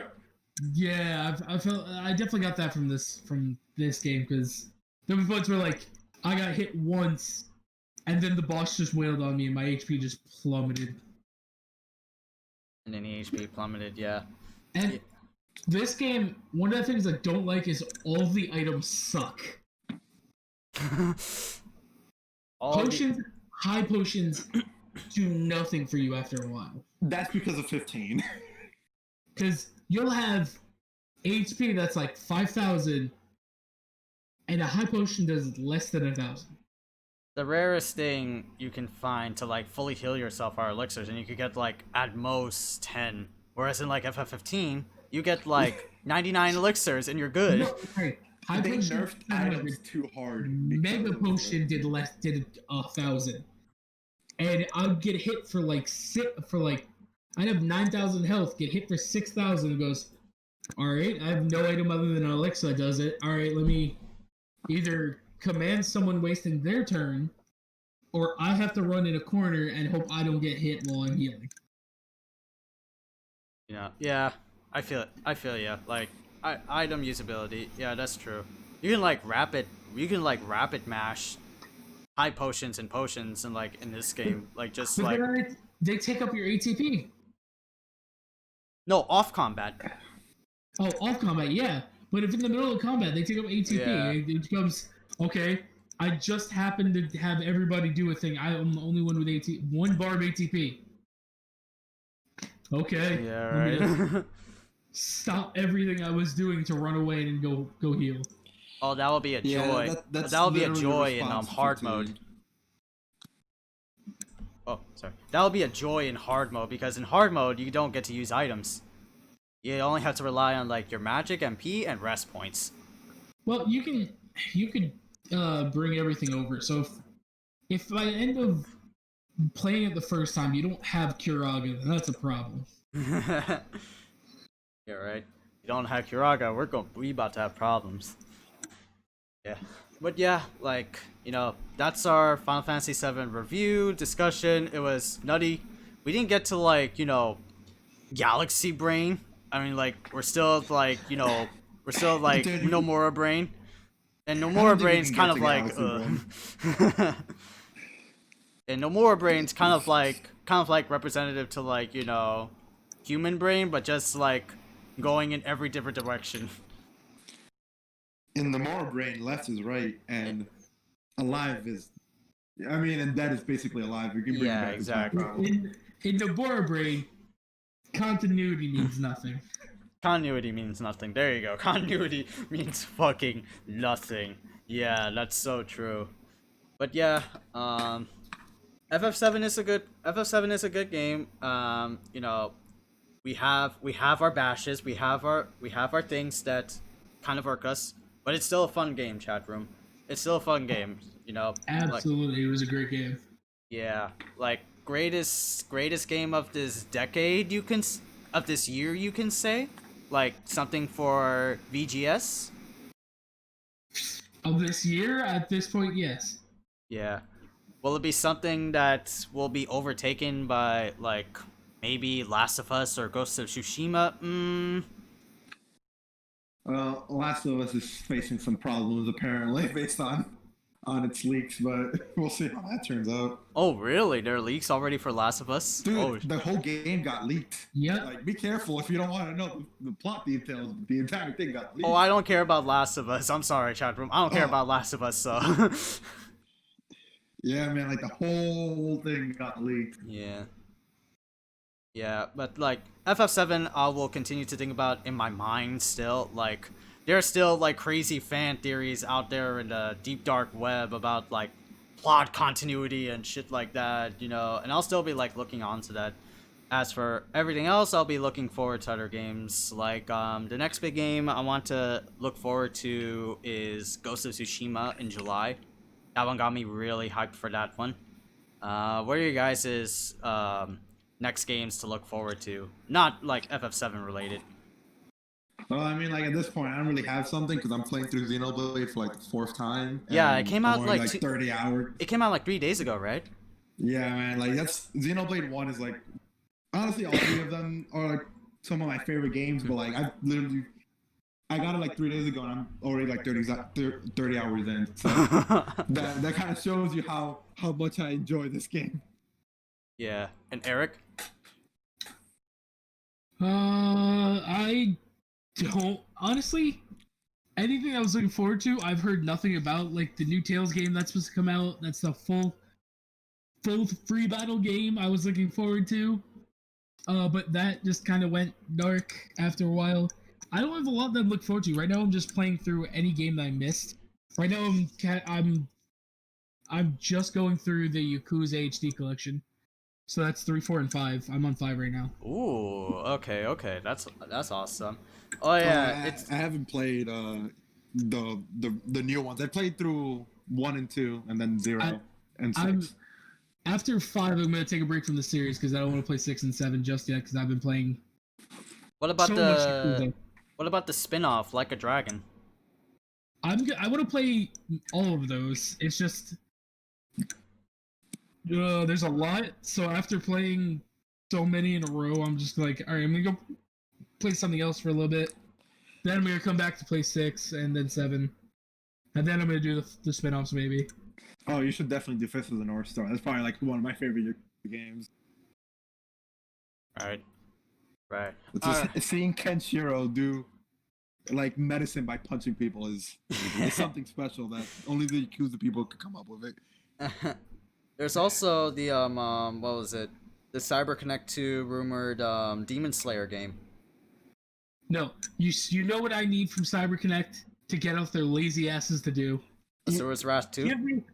Give me that next frickin' dot hack game that they teased me at the end of Dot Hack GU4. Oh. That's what I need. I need them to get off their asses and make me a dot hack. I need that. I yearn for that. I need them to like make Dragon Ball Z Kakarot worth my purchase because I'm still waiting on that DLC to hopefully fix a lot of the problems.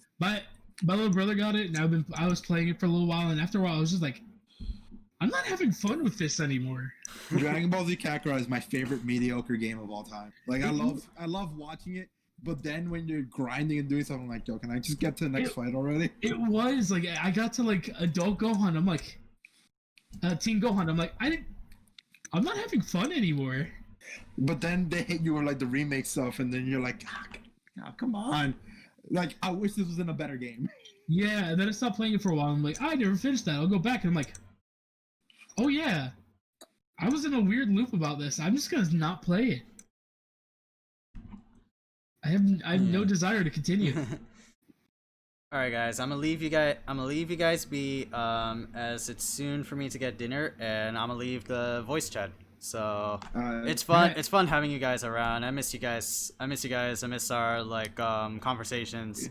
Sadly though, because of COVID-19 era. Yeah, COVID-19 era, we don't get to like meet up face to face often. But Discord's like the next avenue. So hope to hear you guys again, man. I really appreciate you guys coming over.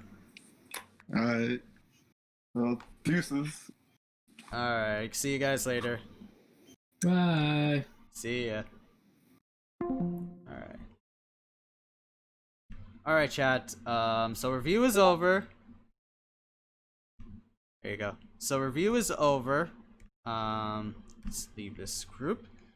We talked about pretty much everything about Final Fantasy VII. If you have missed it, that's good and bad. That's good and bad. I would like to have more people in